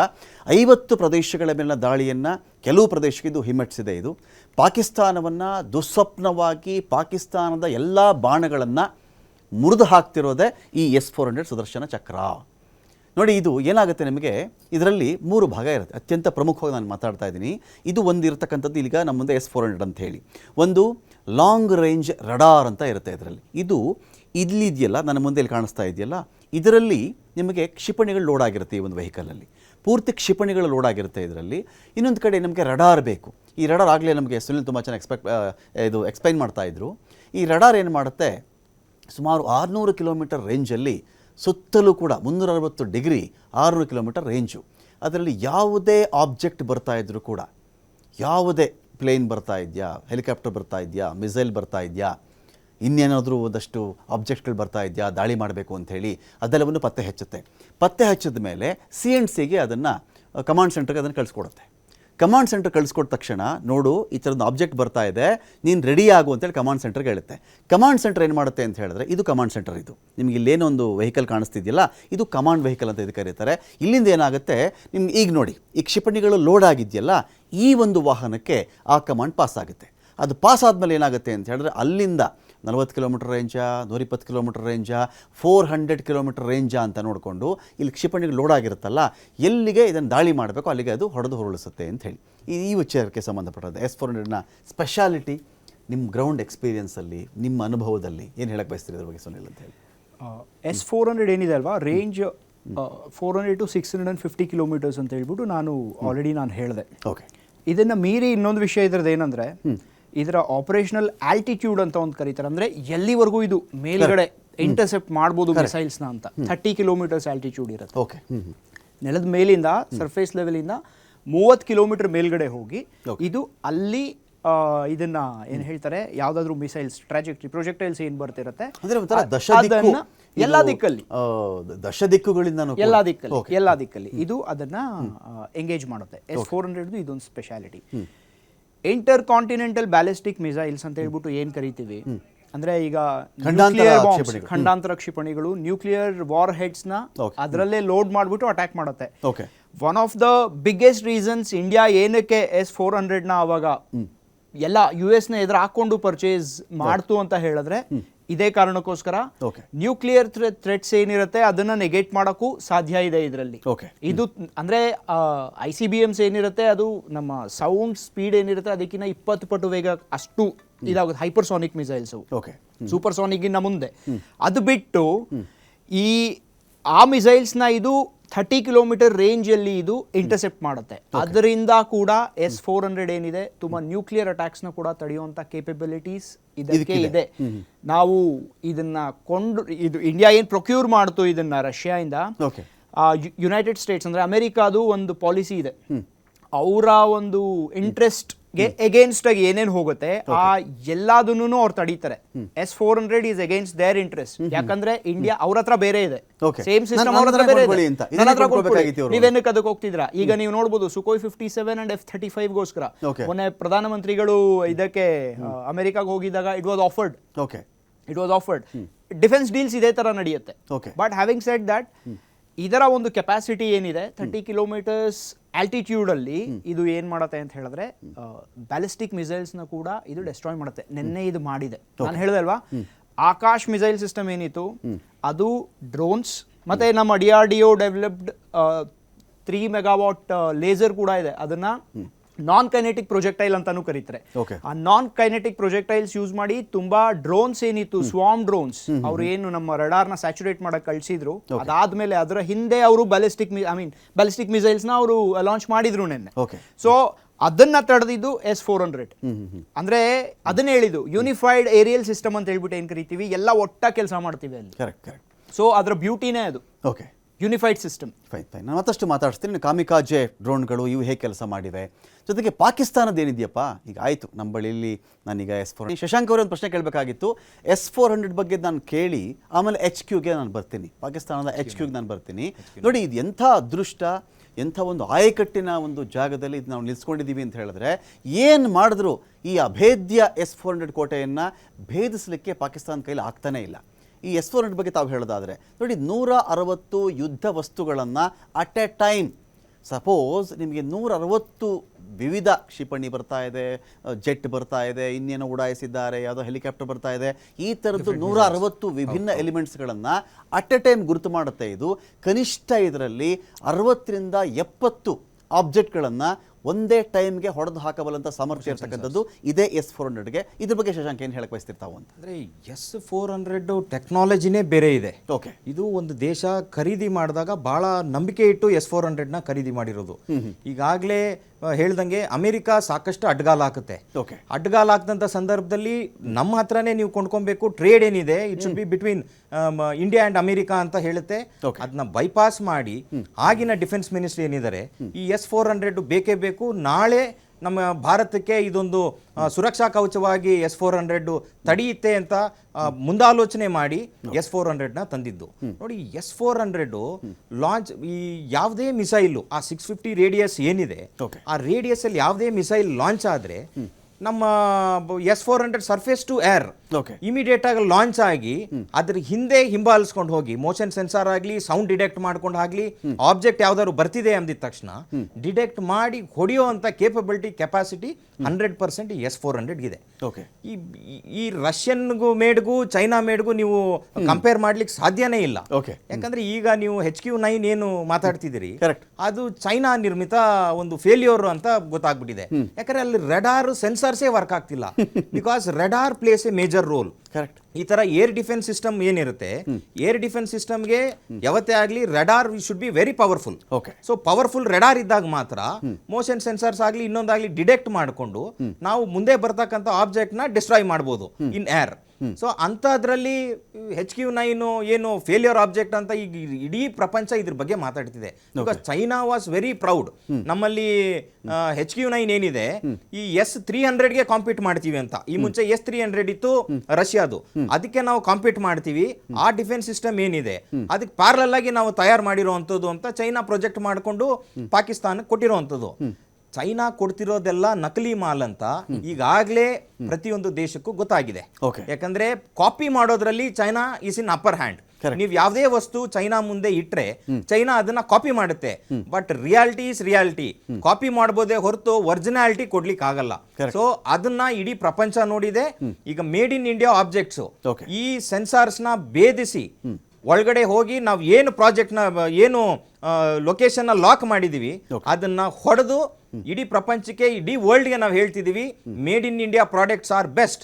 ನೆಕ್ಸ್ಟ್ ಒಂದು ದಿನ 100% ಭಾರತ ದೇಶದ ಮುಂದೆ ಸಾಕಷ್ಟು ದೇಶ ಬಂದು ನಿಲ್ಲುತ್ತೆ. ಯಾಕಂದ್ರೆ ಎಕ್ಸ್ಪೋರ್ಟ್, ಈ ಡಿಫೆನ್ಸ್ ಸಿಸ್ಟಮ್ ಏನ್ ಎಕ್ಸ್ಪೋರ್ಟ್ ಇದೆ ಇದು ಸಾಕಷ್ಟು ಬೆಳವಣಿಗೆ ಭಾರತ ದೇಶಕ್ಕೆ ಈಗೇನು ನಾವು ತೋರಿಸ್ತಾ ಇದೀವಿ ಇದೊಂದು ಸ್ಯಾಂಪಲ್ ಆಗ್ಬಿಡ್ತು. ಪ್ರತಿ ದೇಶಕ್ಕೂ testing and accuracy 100% made in India objects ಅಲ್ಲಿ ಇದೆ ಅಂತ ನಾವು ತೋರಿಸಿದ್ವಿ. ವೆಂಕಟೇಶ್ ನಾಯ್ಕ್ ಸರ್, ಇದೇ S-400 ಬಗ್ಗೆ ಮಾತಾಡೋದಾದ್ರೆ, ಆಗಲೇ ನನಗೆ ಸುನಿಲ್ ಒಂದು ಮಾತು ಹೇಳ್ತಾ ಇದ್ರು. ಒಂದು, ಎದುರಾಳಿಗಳ ಕಡೆಯಿಂದ ಬರ್ತಾ ಇರ್ತಕ್ಕಂಥ ದಾಳಿ, ಕ್ಷಿಪಣಿ ಬರುತ್ತಾ, ಜೆಟ್ ಬರುತ್ತಾ, ಇನ್ನೇನೋ ಬರುತ್ತಾ, ಇದನ್ನು ಪತ್ತೆ ಹಚ್ಚುವುದು. ಸುಮಾರು 600 ಕಿಲೋಮೀಟರ್ ರೇಂಜ್, ಅಂದರೆ 600 ಕಿಲೋಮೀಟರ್ ದೂರದಲ್ಲಿ ಅವ್ನು ಬಟನ್ ಆನ್ ಮಾಡಿದ್ರೆ ಸಾಕು. ಅವ್ನು ಬಟನ್ ಆನ್ ಮಾಡಿದ್ರೆ ಆಗಲೇ ಪತ್ತೆ ಹಚ್ಚಿ ಅದನ್ನು ಒಂದು ಕಡೆ ಕಂಟ್ರೋಲ್ ರೂಮ್ಗೆ ಕಳಿಸ್ಬಿಡುತ್ತಲ್ಲಿ. ಕಂಟ್ರೋಲ್ ರೂಮ್ ಕಳಿಸ್ಕೊಡುತ್ತೆ ಅದನ್ನು, ಅಲ್ಲಿಂದ ಕಮಾಂಡ್ ರೂಮ್ಗೆ, ಕಮಾಂಡ್ ಸೆಂಟರ್ಗೆ, ಅಲ್ಲಿಂದ ಕಳಿಸ್ತಾ ಇದ್ದಂತೆಯೇ ಇನ್ನೊಂದು ಕಡೆ ಕ್ಷಿಪಣಿಗಳ ಒಂದು ವೆಹಿಕಲ್ ರೆಡಿ ಆಗಿಬಿಡುತ್ತೆ, ಅದನ್ನು ಆಕಾಶದಲ್ಲಿ ಹತ್ತತ್ರ ಬರ್ತಿದ್ದಂತೆಯೇ ಬೂದಿ ಮಾಡಿ ಹಾಕುತ್ತೆ ಅಂತೇಳಿ. ಇದು ಒಂದು. ಈಗ ಪಾಕಿಸ್ತಾನದ ಬಳಿ HQ ಇದೆಯಲ್ಲ, ಈ HQ ಅಕಸ್ಮಾತ್ ದಾಳಿ ಮಾಡಿದ್ರೆ ಅದರ ಜೊತೆಗೆ ಇದು ಅದನ್ನು ಪುಡಿಗಟ್ಟುವುದಲ್ಲದೆ ಅದರ ಸಿಗ್ನಲ್ಗಳನ್ನು ಕೂಡ ಯಾಮಾರಿಸಿ, ಅದರ ಪಾತನ್ನು ಯಾಮಾರಿಸಿ ಇದು ಕೂಡ ದಾಳಿ ಮಾಡ್ತಕ್ಕಂಥ ಕೆಪಾಸಿಟಿ ಕೂಡ ಇದೆ ಅಂಥೇಳಿ. ದೊಡ್ಡ ಇದು ಗುರಾಣಿನೂ ಹೌದು, ಕತ್ತಿನೂ ಹೌದು ಅಲ್ವಾ ಸರ್ ಇದು ಅಂತ? ಕರೆಕ್ಟ್. ಇದು ಚೈನೀಸ್ ಎಕ್ವಿಪ್ಮೆಂಟ್ ಏನಪ್ಪ ಏರ್ ಡಿಫೆನ್ಸ್ ಸಿಸ್ಟಮ್ ಪಾಕಿಸ್ತಾನ್ಗೆ ಏನು ಕೊಟ್ಟಿದ್ದಾರಲ್ಲ, ಓಕೆ, HQ-9 ಏನಂತಂದ್ರೆ it is a loss of face for China actually. Okay. ಯಾಕಂದ್ರೆ ಚೈನೀಸ್ ಮಾಲ್ ಬಗ್ಗೆ ಹೇಳ್ತಾರೆ, ಚಲ್ ಗಯಾತೋ ಮಾರ್ಸ್ ತಕ್, ನೈ ಚಲಾಯ್ತು ಕಲ್ ತಕ್ ಅಂತ. ಓಕೆ. ಸೊ ಆ ಥರ ಏನಂತಂದ್ರೆ ಈಗ ಫರ್ದರ್ ನಮ್ಮದು ಈ ಒಂದು ಎಸ್ಕಲೇಷನ್ ಆಫ್ ದಿಸ್ ಎಲ್ಲ ಆಪರೇಷನ್ ಸಿಂಧೂರದಲ್ಲಿ ನಾವು ಯಾವಾಗಲೂ ಮಣ್ಣಲ್ಲಿ ಇಟ್ಕೊಂಡದ್ದು ಏನಿತ್ತಂದ್ರೆ, ಎಲ್ಲಿ ಚೈನಾ ಫ್ಯಾಕ್ಟರ್ ಬರ್ತದೆ, ಚೈನಾ ಎಲ್ಲಿ ಏನಪ್ಪ ಅಂದ್ರೆ ಪಾಕಿಸ್ತಾನ ಜೊತೆಗೆ ಕೈಗೂಡಿಸಿ ನಮಗೆ ಏನಾದರೂ ಟೈಟ್ ಮಾಡ್ತಾರೆ ಅಂತ ತಿಳ್ಕೊಂಡು ಒಂದು ಏನು ಅಪ್ರಿಹೆನ್ಷನ್ಸ್ ಇತ್ತು, ಅದು ಈ ಏರ್ ಡಿಫೆನ್ಸ್ ಸಿಸ್ಟಮ್ ಅವ್ರದ್ದು ಡಿಸ್ಟ್ರಾಯ್ ಆದ ನಂತರ ಇವನ್ ಚೈನಾ ಕೂಡ 2 ಸ್ಟೆಪ್ ಹಿಂದಕ್ಕೆ ತಗೊಳ್ತಾ ಅಂತ ಪರಿಸ್ಥಿತಿ ಬಂದ್ಬಿಟ್ಟಿದೆ ಈಗ. Okay. So that is a very good development. ಎರಡನೇದು, ಚೈನಾದವರು they are ready to mediate. ಈಗ ಇಂಡಿಯಾ ಪಾಕಿಸ್ತಾನ ನಡುವೆ ಮೀಡಿಯೇಟ್ ಮಾಡೋಕ್ಕೂ ಒಂದಿಷ್ಟು ಏನಪ್ಪ ಅಂದ್ರೆ ಅಡ್ವೈಸರಿ ಕೊಟ್ಟಿದ್ದಾರೆ. Okay. If you want we can mediate ಅಂತಂದ್ರೆ, ಅಂದರೆ that means they have actually warfare ಅಂದರೆ ಸ್ಮಾಲ್ ಲಿಟಲ್ ಕಾನ್ಫ್ಲಿಕ್ಟ್ ಆದಾಗ ಕಾನ್ಫ್ಲಿಕ್ಟ್ ಈಸ್ ಒನ್ ಸೈಡ್, ಆ ದೇಶದ ಎಕ್ವಿಪ್ಮೆಂಟ್ ಟೆಸ್ಟ್ ಆಗ್ತದೆ. ಓಕೆ. ಸೊ ಗಲ್ಫ್ ವಾರ್ ಆದಾಗ ಏನಾಯ್ತು ಅಂತಂದ್ರೆ, that is the first time ಅಂದರೆ high technology missiles, patriot, scud, ಮತ್ತು ಏನಪ್ಪ ಅಂದರೆ ಏರ್ಕ್ರಾಫ್ಟ್ಸ್ ಟೋಟಲ್ ಇರಾಕ್ ಮೇಲೆ ಅಮೇರಿಕಾ ಏನಪ್ಪ ಅಂದ್ರೆ ದಾಳಿ ಮಾಡ್ತಲ್ಲ, post terror attack, 92,000 sorties were flown. That means 1 sortie ಅಂದರೆ 1 aircraft take offs and landing is counted as 1. Okay. So ಆ ಪೀರಿಯಡ್ದಲ್ಲಿ 91ದಲ್ಲಿ 92,000 ಸಾರ್ಟೀಸ್ ಆಗಿದ್ದು. ಸೊ ಅದೆಲ್ಲ military equipment is put to test. ಇದರಿಂದ ಏನಾಗ್ತದಂದ್ರೆ ಅವ್ರದ್ದು ಟ್ರೇಡ್ ಬಜಾರ್ ಏನಪ್ಪ ಅಂದ್ರೆ ಮಿಲಿಟರಿ ಎಕ್ವಿಪ್ಮೆಂಟ್ ಸೆಲ್ ಮಾಡೋದು, ರಿಜೆಕ್ಟ್ ಮಾಡೋದು, ಇವೆಲ್ಲ ಏನಂತಂದ್ರೆ ಇದಕ್ಕೆ this is just N advertisement, this is just like an advertisement. Okay. Fine. ನನಗೀಗ ಸುನಿಲ್ ಇದ್ರ ಬಗ್ಗೆ ಮಾತಾಡೋದಾದರೆ, ಈಗ ಚೈನಾ ಮೇಡ್ HQ-9AD ಈ ಸಿಸ್ಟಮ್ಗೆ ಇದೊಂದು ವಿಚಾರಕ್ಕೆ ನಾವು ಬರೋದಾದರೆ ಏನಿದ್ರ ಕಥೆ ಅಂತೇಳಿ. ಇದ್ರ ಕಥೆ ನೋಡಿ, ಇದು ಚೈನಾ ಮೇಡು HQ-9 ಅಂಥೇಳಿ ಭಾರತದ S-400ಗೆ ನನ್ನ ಬಳಿ ಇದಿದೆ ಅಂತೇಳಿ ಪಾಕಿಸ್ತಾನ ಕೊಚ್ಚಿಕೊಂಡು ಇದು 50 ಪೈಸದ ಕೆಲಸ ಮಾಡ್ದಂಗೆ ಕಾಣಿಸ್ತಾ ಇಲ್ಲ ನನಗೆ. ಭಾರತದ S-400 ಅಬೋವ್ 45,000 crore ರೂಪಿ ಇರಬೇಕು ಅದಕ್ಕೆ, if I am not wrong. Correct. 45,000 ಕೋಟಿಗೆ ಮೀರಿದಂಥ ಒಂದು ಸಾಧನ ನಮ್ಮ ಬಳಿಯಲ್ಲಿದೆ. ಈ HQ ಚೈನಾ ಮೇಡು ಇದು ಇಟ್ಕೊಂಬಿಡಿ ಅಂತ ಹೇಳಿ ಪಾಕಿಸ್ತಾನಕ್ಕೆ ಒಂಥರ ಮಂಗ ಮಾಡಿದ್ಯಾ ಇಲ್ಲಿ ಚೈನಾ ಅಂತ? ನೀವು HQ-9 ಅಂತ ಹೇಳ್ತಿದ್ದೀರಾ. ಇನ್ಫ್ಯಾಕ್ಟ್ ಒಂದು J-10C ಆ್ಯಂಡ್ 2 J-17 ಕೂಡ ನಿನ್ನೆ ಇಂಡಿಯಾ ಹೊಡೆದುರುಳಿಸಿದೆ. ಇವತ್ತು ಚೈನೀಸ್ ಸ್ಟೇಟ್ಮೆಂಟ್ ನೀವು ನೋಡಿದಿರೋ ಇಲ್ವೋ ನನಗೆ ಗೊತ್ತಿಲ್ಲ. ಚೈನಾ ಅವ್ರು ಹೇಳ್ತಿದ್ದಾರೆ ಪಾಕಿಸ್ತಾನದವರು ಅದನ್ನು ಯೂಸ್ ಮಾಡಿದ್ದಾರೆ ಅಂತ ನಮ್ಮ ಹತ್ರ ಇನ್ಫಾರ್ಮೇಶನ್ ಇಲ್ಲ ಅಂತ, ಬಳಸೇ ಇಲ್ಲ ಇದನ್ನ ಅಂತ ಹೇಳಿ. ಯಾಕೆ ಬಳಸಿದ್ದಾರೆ ಅಂತ ನಮಗೆ ಗೊತ್ತಿಲ್ಲ. ಓಕೆ. ಸೊ ಇವೆಲ್ಲ ರೈಡರ್ಸ್ ಇದು ಬರುತ್ತೆ. ಹ್ಯಾವಿಂಗ್ ಸೆಡ್ ದಟ್ HQ-9 ಇದ್ರ ರೇಂಜ್ ಬಂದು ಹಾರ್ಡ್ಲಿ 120 ಕಿಲೋಮೀಟರ್ಸ್ ರೇಂಜ್. ನಮ್ದು 600 ಕಿಲೋಮೀಟರ್ ರೇಂಜ್ ಇದೆ ನಮ್ದು ಅಂತ. S-400 correct. ಅರ್ಥ ಆಯ್ತಾ? ಸೊ ಇದನ್ನ ನಾನು ಮೀಡಿಯಂ ರೇಂಜ್ಗಿನ್ನ ಕಮ್ಮಿ ಅಂದ್ರೆ ನಮ್ಮ ಆಕಾಶ್ ಸಿಸ್ಟಮ್ಗಿನ್ನ ಏನಿದೆ ಅದಕ್ಕಿನ್ನ ಇನ್ನೂ ಕಡಿಮೆ ರೇಂಜ್ ಇರೋವಂಥದ್ದು ಇದು ಒಂದು. ಸೊ ನೀವು ಕಂಪೇರೇ ಮಾಡೋಕ್ಕಾಗಲ್ಲ. ಇಮ್ಯಾಜಿನ್ ಮಾಡ್ಕೊಳ್ಳಿ, ಏರ್ ಡಿಫೆನ್ಸ್ ಗ್ರಿಡ್, ಈಗ ಏರ್ ಡಿಫೆನ್ಸ್ ಗ್ರಿಡ್ ಪಾಕಿಸ್ತಾನದು ನಾವು ಡೆಸ್ಟ್ರಾಯ್ ಮಾಡಿದೀವಿ ಅಂತ ಹೇಳ್ಬಿಟ್ಟು ನಾವು ಹೇಳ್ತಾ ಇದೀವಿ. ನೀವು ಕಂಪೇರ್ ಮಾಡಿ. ಓಕೆ. ನಮ್ಮ air defence mainstay S-400. Okay. Range ಏನು ಅದರದು? Around 650 kilometres. ಇವರ ಮೇನ್ ಸ್ಟೇ ಏನು HQ-9 120 kilometres and made in China. ಅಲ್ಲ, ನನಗೆ ಇವ್ರು ಹೊಡೆದ್ರೆ ಬಾರ್ಡ್ರಿಂದಾನೇ ಹೊಡಿಬೇಕು, ಬಾರ್ಡ್ರಿಂದ ಆ ಕಡೆಯಿಂದ ಹೊಡಿತಾರೆ. 600 ಕಿಲೋಮೀಟರ್ ನನಗೆ ಹಾಕಬೇಕು, ಬರೀ 125 ಕಿಲೋಮೀಟರ್ ಹ್ಯಾಂಡಲ್ ಮಾಡಿಬಿಡ್ತೀನಿ ಅಂತ ಇರಬಹುದಾ? ಖಂಡಿತ. ಅವ್ರಿಗೆ ಇನ್ನೊಂದು ಕಾಸ್ಟ್ಲಿ ಸಿಸ್ಟಮ್ಸ್ ತಗೊಳಕ್ಕೆ ಅವ್ರ ಹತ್ರ ಫಸ್ಟ್ಲಿ ದುಡ್ಡಿಲ್ಲ. ಓಕೆ. ಯಾರು ಕೊಡ್ತಾರೆ? ಈಗ S-400 ಅವರು ತಗೋಬಹುದು, ಅಫ್ಕೋರ್ಸ್ ಅವ್ರು ತಗೋಬಹುದು. ಯಾರು ತಡೀತಿದ್ದಾರೆ ಅವ್ರನ್ನ? ಯಾರು ತಡಿ, ಬಟ್ ದುಡ್ಡಿಲ್ಲ ಅವ್ರ ಹತ್ರ, ಯಾರು ಕೊಡ್ತಾರೆ? ಸೊ ಆವಾಗ ಇದೇ ರೀತಿ ಸಿಸ್ಟಮ್ಸ್ಗೆ ಏನೇನೆ ಅವ್ರು ಸಿಸ್ಟಮ್ ಫೇಲಿಯರ್, ಅಟ್ಟರ್ ಫೇಲಿಯರ್. ಆ ಕಡೆಯಿಂದ ಏರ್ಕ್ರಾಫ್ಟ್ ಬೀಳ್ತಿದೆ, ಈ ಕಡೆಯಿಂದ ಅವ್ರ ಏರ್ ಡಿಫೆನ್ಸ್ ಏನು ಮೇನ್ ಟ್ರೇಡ್ ಲೆವೆಲ್ ಅಲ್ಲಿ ಅಂತ ಬಂದಾಗ ಚೈನಾಗ ಒಂದು ಬ್ಲಾಕ್ ಮಾರ್ಕ್ ಆಗಲ್ವಾ ಇದು? ಚೈನಾದ ಡಿಫೆನ್ಸ್ ಆರ್ಮ್ಸ್ ಅಂಡ್ ಅಮ್ಯುನಿಷನ್ಸ್ ಡೀಲ್ಗಳಿಗೆ, ಟ್ರೇಡ್ಗಳಿಗೆ ದೊಡ್ಡ ಮಟ್ಟದ ಒಂದು ತೊಂದರೆ ಪೆಟ್ಟು ಬೀಳಲ್ವಾ ಇದು ಅಂತ ಹೇಳಿ? ಅಂದರೆ ಜಗತ್ತಿನ ಮುಂದೆ ಚೈನಾ ಬೆತ್ತಲೆ ಆಗಲಿಲ್ವಾ ಇವತ್ತಿಗೆ? ಶಸ್ತ್ರಾಸ್ತ್ರಗಳ ಮಾರಾಟ ಅದನ್ನು ಅಳವಡಿಸ್ತಕ್ಕಂಥ ವಿಚಾರದಲ್ಲಿ ಅದರ ಎಫೆಕ್ಟಿವ್ನೆಸ್ ಬಗ್ಗೆ ಖಂಡಿತ ಮೇಡ್ ಇನ್ ಚೈನಾ ಅಂತ ಅದಕ್ಕೇನೆ ಹೇಳೋದು. ಅದು black demo, made in China ಅಂತ ಹೇಳಿದ್ರೆ ಬ್ಲ್ಯಾಕ್ ಡೆಮಾನ್ಸ್ಟ್ರೇಷನ್ ಅಂತ ಹೇಳ್ಬಿಟ್ಟು ಪೂರ್ತಿ ಪ್ರಪಂಚಕ್ಕೆ ಗೊತ್ತಿದೆ. Okay. ಅದಕ್ಕೇನೇನೆ ಆ ಬ್ಲ್ಯಾಕ್ ಡೆಮಾನ್ಸ್ಟ್ರೇಷನ್ ಆಗಿದೆ ಅನ್ನೋ ಕಾರಣಕ್ಕೋಸ್ಕರನೇನೆ ಚೈನಾ ಇವತ್ತು ಹೇಳ್ತಿದೆ ಲೆಟ್ ಅಲೋನ್, ಯಾಕಂದ್ರೆ ಅವರ J-17 ಏರ್ಕ್ರಾಫ್ಟ್ ಏನಿದೆ 480 ಕೋಟಿ ಕೊಟ್ಟರೆ ಸಿಗುತ್ತಂತೆ. ಹೌದು, ತುಂಬಾ ಕಮ್ಮಿ. ನಮ್ಮ 45,000 ನಮ್ಮ ಪೂರ್ತಿ ಅದು ಡೀಲ್ ಬಂದ್ಬಿಟ್ಟು 45,000ದಿಂದ 50,000 ಕೋಟಿ ಮಧ್ಯದಲ್ಲಿ ನಮ್ದು ಡೀಲ್ ಆಗಿದೆ. Okay. ಯಾವುದು S-400 ಸಿಸ್ಟಮ್.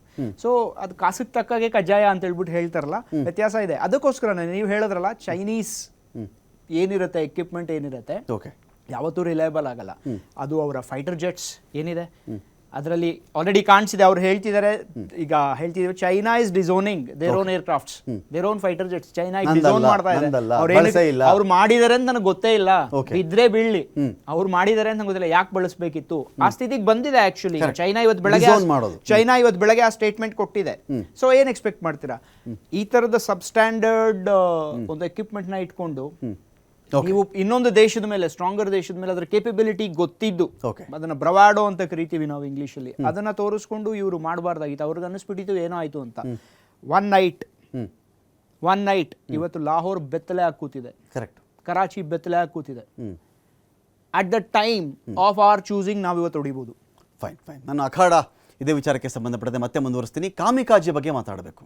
ಭಾರತ ಯಾವ ರೀತಿಯಲ್ಲಿ ಕಾಮಿಕಾಜೆ ಡ್ರೋನ್ಗಳನ್ನು ಬಳಸಿಕೊಂಡು ಪಾಕಿಸ್ತಾನಕ್ಕೆ ಚಳ್ಳೆಹಣ್ಣು ತಿನ್ನಿಸಿ ಪಾಕಿಸ್ತಾನವನ್ನು ಛಿದ್ರ ಮಾಡಿದೆ ಅಂತೇಳಿ ಅದ್ರ ಬಗ್ಗೆ ಕೂಡ ಅಪ್ಡೇಟ್ಸನ್ನು ಕೊಡ್ತೀವಿ. ಇನ್ನೊಂದು ಕಡೆ ಕಾಮಿಕಾಜೆ ಇದ್ರ ಬಗ್ಗೆ ನಾವು ಮಾತಾಡದೇ ಇದ್ದರೆ ಒಂದು ರೀತಿ ಅಪೂರ್ಣ ಆಗಿಬಿಡುತ್ತೆ ಈ ಡಿಬೇಟ್ ಅಂತ ಹೇಳಿ. ಕಾರಣ ಎಷ್ಟೇ, ಒಂದು ಕಡೆ S-400 ಅಥವಾ ಸುದರ್ಶನ ಚಕ್ರ ಅಂತ ನಾವೇನು ಕರಿತಾ ಇದ್ದೀವಿ, ಇದು ಹೇಗೆ ಭಾರತವನ್ನು ಕಾಪಾಡ್ತು, ಪಾಕಿಸ್ತಾನದ ಮಿಸೈಲ್ಗಳನ್ನು, ದಾಳಿಯನ್ನು ಹೇಗೆ ಹಿಮ್ಮೆಟ್ಟಿಸ್ತು ಅಂಥೇಳಿ ಒಂದು ಭಾಗ. ಆದರೆ ಸ್ಯೂಸೈಡ್ ಡ್ರೋನ್ ಅಥವಾ ಕಾಮಿಕಾಜೆ ಅಂತ ಏನು ಕರೀತಾರೆ, ಇದು ತಾನು ಟಾರ್ಗೆಟ್ ಸಿಕ್ಕರೆ, ಇಂಥ ಟಾರ್ಗೆಟ್ಗೆ ತಾನು ಹೊಡಿಬೇಕಾಗಿತ್ತು ಅಂತ ಸಿಕ್ಕರೆ ಅದನ್ನು ತನ್ನಂತಾನು ಮುಗಿಸಿಕೊಂಡು ಆತ್ಮಾಹುತಿ ಮಾಡಿಕೊಂಡು ಆ ಪ್ಲೇಸನ್ನು ಧ್ವಂಸ ಮಾಡಿ ಹಾಕ್ಬಿಡುತ್ತೆ. ಧ್ವಂಸ, ನಿಮಗೆ ಅಲ್ಲಿ ಏನೂ ಇರಬಾರ್ದು. ನೀವು ನೋಡಿರ್ತೀರಿ ಆಲ್ರೆಡಿ ಭಾರತದ ಡ್ರೋನ್ಗಳು ಏನು ಕೆಲಸವನ್ನು ಮಾಡಿದೆ ಅಂಥೇಳಿ. ನನ್ನ ಬೆನ್ನ ಹಿಂದೆ ನಿಮಗೇನು ಕಾಣ್ತಾ ಇದೆಯಲ್ಲ, ಅದು ಮಾಡಿರ್ತಕ್ಕಂಥ ಹಾನಿಯ ಒಂದು ಸ್ಯಾಂಪಲ್ ಇದೆಲ್ಲ, ಒಂದು ಸ್ಯಾಂಪಲ್ ಇದು. ಕಮಿಕಾಜೆ ಬಗ್ಗೆ ನಾವಿಲ್ಲಿ ಮಾತಾಡಬೇಕು ಅಂತ ಹೇಳಿದ್ರೆ, ನೋಡಿ, ಡ್ರೋನು ಭಾರತದ ಸೇನೆ ಮೇಲೆ ದಾಳಿ ಮಾಡಿದ್ದಕ್ಕೆ ಈ ಕಮಿಕಾಜೆ ಪ್ರತ್ಯುತ್ತರವನ್ನು ಕೊಟ್ಟಿದೆ. ಇದು ಉಗ್ರರ ನೆಲೆಯನ್ನು ಧ್ವಂಸ ಮಾಡಿದ್ದೆ ಕರ್ನಾಟಕದ ಈ ಡ್ರೋನ್ ಕಮಿಕಾಜೆ. ಭಾರತದೇ ಡ್ರೋನ್ ಇದು. ನಮ್ಮ ಕರ್ನಾಟಕದಲ್ಲಿ, ನಮ್ಮ ಬೆಂಗಳೂರಲ್ಲಿ ತಯಾರಾಗುತ್ತೆ ಅನ್ನೋದಿದೆಯಲ್ಲ, ತುಂಬ ಹೆಮ್ಮೆಯ ಒಂದು ವಿಷಯ. ಅಂದರೆ ಗೂಸ್ ಬಂಪ್ಸ್ ಅಥವಾ ರೋಮಾಂಚನಕಾರಿ ಅನುಭವ ಅಂತಾರಲ್ಲ, ಆ ತರಹದ ವಿಚಾರ ಇದು. ಉಗ್ರರ ನೆಲೆಗಳು ಈ ಒಂದು ಕಮಿಕಾಜೆಯಿಂದ ಧ್ವಂಸವಾಗಿದೆ. ನೋಡಿ, ಮೊದಲಾಗಿದ್ದಿದ್ರೆ ಒಂದು ಕಾಲದಲ್ಲಿ ಒಬ್ಬ ವಿಮಾನ ಓಡಿಸ್ಕೊಂಡು ಹೋಗಬೇಕಾಗಿತ್ತು, ಟಾರ್ಗೆಟನ್ನು ಫಿಕ್ಸ್ ಮಾಡ್ಕೊಳ್ಬೇಕಾಗಿತ್ತು, ದಾಳಿ ಮಾಡಬೇಕಾಗಿತ್ತು. ಇದರ ಮಧ್ಯದಲ್ಲಿ ಅವನಿಗೆ ಆ ಕಡೆಯಿಂದ ಒಂದಷ್ಟು ದಾಳಿಗಳಾಗ್ಬಿಡ್ತಾ ಇತ್ತು, ಅವನು ಸಾಯುವಂಥ ಚಾನ್ಸಸ್ ಇತ್ತು, ವಿಮಾನವನ್ನು ಕಳ್ಕೊಳ್ತಾ ಇದ್ವಿ, ಎಲ್ಲ ಇತ್ತು. ಈ ಕಾಮಿಕಾಜೆಯಲ್ಲಿ ಅನ್ಮ್ಯಾಂಡ್ ಅಂತಾರೆ ಇದೊಂದು ಡ್ರೋನ್ ಇದೆಯಲ್ಲ, ಇದರಲ್ಲಿ ಯಾರು ಓಡಿಸೋ ಅವಶ್ಯಕತೆನೇ ಇಲ್ಲ, ಡೈರೆಕ್ಟ್ ಮಾಡಿ ಬಿಟ್ಬಿಟ್ರೆ ಸಾಕದನ್ನು. ಪಾಕ್ನಲ್ಲಿ ಬೆಂಕಿ ಮಳೆಯನ್ನು ಸುರಿಸಿರ್ತಕ್ಕಂತಹ ಬೆಂಗಳೂರಿನ ಬ್ರಹ್ಮಾಸ್ತ್ರ ಇದು, ಬೆಂಗಳೂರಿನ ಕಮಿಕಾಜೆ ಅಸ್ತ್ರ. ಇದನ್ನು ಇಸ್ರೇಲ್ ಏರೋಸ್ಪೇಸ್ ಇಂಡಸ್ಟ್ರೀಸಿಂದ ಡೆವಲಪ್ ಆಗಿದೆ. ಇದು ಸ್ವಯಂಚಾಲಿತ ರಿಮೋಟ್ ನಿಯಂತ್ರಿತ ಡ್ರೋನ್. ಇದು 200 ಕಿಲೋಮೀಟರ್ ಹಾರಬಲ್ಲಂತಹ ಇದೊಂದು ಗರಿಷ್ಠ ದೂರ ಆಗಿರುತ್ತೆ. 6 ಗಂಟೆಗಳ ಕಾಲ ಹಾರಾಟವನ್ನು ಇದು ಮಾಡುತ್ತೆ ಅಂಥೇಳಿ. ಇದ್ರ ಬಗ್ಗೆ ಹೆಸರಲ್ಲಿ ಮಾತಾಡೋದು, ಕಮಿಕಾಜೆ ಬಗ್ಗೆ ಮಾತಾಡಿದ್ರೆ ನಮ್ಮ ಮುಂದೆ ಇದೆ, ಇಲ್ಲಿ ಕಮಿಕಾಜೆಯಲ್ಲಿದೆ. ಹೇಗೆ ಎಕ್ಸ್ಪ್ಲೇನ್ ಮಾಡ್ತೀರಿ ಇದನ್ನು ಅಂತೇಳಿ? ಕಾಮಿಕಾಜೆ ಅನ್ನೋದು ಒಂದು ಜಾಪನೀಸ್ ವರ್ಡ್. ಅದು ಜಾಪನೀಸ್ ವರ್ಡ್. ಕಾಮಿಕಾಜೆ ಅಂತ ಹೇಳಿದ್ರೆ ಈಗ ನಾವು ಸೂಸೈಡ್ ಅಂತ ಹೇಳ್ಬಿಟ್ಟು ಏನು ಕರಿತೀವಲ್ಲ, ಆ ರೀತಿ. ಓಕೆ. ಇದ್ರ ಕಾನ್ಸೆಪ್ಟ್ ಏನು ಅಂತ ಹೇಳಿದ್ರೆ ತುಂಬ ಸಿಂಪಲ್ ಟರ್ಮ್ಸಲ್ಲಿ ನಾನು ಅರ್ಥ ಮಾಡಿಸ್ಬೋದು. ಅಂದರೆ ಈಗ ಜೇನುಗೂಡು ಗೊತ್ತಲ್ಲ, ಜೇನುಗೂಡಲ್ಲಿ ರಾಣಿ ಜೇನು ಇರುತ್ತೆ. ಓಕೆ. ರಾಣಿ ಜೇನು ಎಲ್ಲಿ ಹೋಗಿ ಜಾಗ ಹುಡುಕ್ಬಿಟ್ಟು ಎಲ್ಲಿ ಕೂತ್ಕೊಳ್ಳುತ್ತೋ ಫ್ಯಾಮಿಲಿ ಹೆಡ್ ಅಲ್ಲಿ ಗೂಡು ಕಟ್ಟುತ್ತೆ. ಓಕೆ. ಇದರಲ್ಲಿ ಒಂದು ಮಾಸ್ಟರ್ ಡ್ರೋನ್ ಇರುತ್ತೆ ಕಾಮಿಕಾಜೆಯಲ್ಲಿ. ಅಂದರೆ it's a system of drones. ನೀವು ಎಷ್ಟು ಬೇಕಾದರೂ, depending on the network capability of the drone, ನೀವು ಎಷ್ಟು ಡ್ರೋನ್ಸ್ನ ಬೇಕಾದರೂ ಅದ್ರ ಜೊತೆಯಲ್ಲಿ ನೀವು ಅಟ್ಯಾಚ್ ಮಾಡ್ಬೋದು. ಅದರ ನೆಟ್ವರ್ಕ್ಗೆ ನೀವು ತಗೊಂಡೋಗ್ಬೋದು. ಒಂದು ಇದನ್ನ ಡ್ರೋನ್ನ ನೀವು ಐದರ್ ಪ್ರೀ ಪ್ರೋಗ್ರಾಮ್ ಮಾಡಾದ್ರೂ, ನೀವು ಅದಕ್ಕೆ ಎಕ್ಸ್ಪ್ಲೋಸಿವ್ಸ್ ಇದೇನಿದೆ ಈಗ ಹರೂಪ್ ಅಂತ ಹೇಳ್ಬಿಟ್ಟು ಇದೆ, ಪೇಲೋಡ್ಸ್ ತುಂಬಾ ಇರುತ್ತೆ. ಅಪ್ ಟು 100 ಕಿಲೋಗ್ರಾಮ್ಸ್ ತಗೊಂಡೋಗುವಂತ ಕೇಪಬಿಲಿಟಿನೂ ಇವತ್ತು ಡ್ರೋನ್ಸ್ ಅಲ್ಲಿ ಇದೆ, ಹರೂಪ್ ಡ್ರೋನ್ ಅಲ್ಲಿ. ಸೊ ಆ ಒಂದು ಡ್ರೋನ್ನ ನೀವು ಪ್ರೀ ಪ್ರೋಗ್ರಾಮ್ ಮಾಡಿ ಕೋಆರ್ಡಿನೇಟ್ಸ್ ಫಿಲ್ ಮಾಡಿ ನೀವು ಕಳಿಸ್ಬೋದು. ಇಲ್ಲ ಅಂತ ಹೇಳಿದ್ರೆ it can be manually controlled. ಆ ಒಂದೇ ಒಂದು ಡ್ರೋನ್ನ ನೀವು ಕಂಟ್ರೋಲ್ ಮಾಡಿದ್ರೆ ಆ ಒಂದು ಡ್ರೋನ್ ಮಿಕ್ಕಿದೆಲ್ಲ ಡ್ರೋನ್ಸ್ನು ಕಂಟ್ರೋಲ್ ಮಾಡುತ್ತೆ. Okay. It's a system in it self.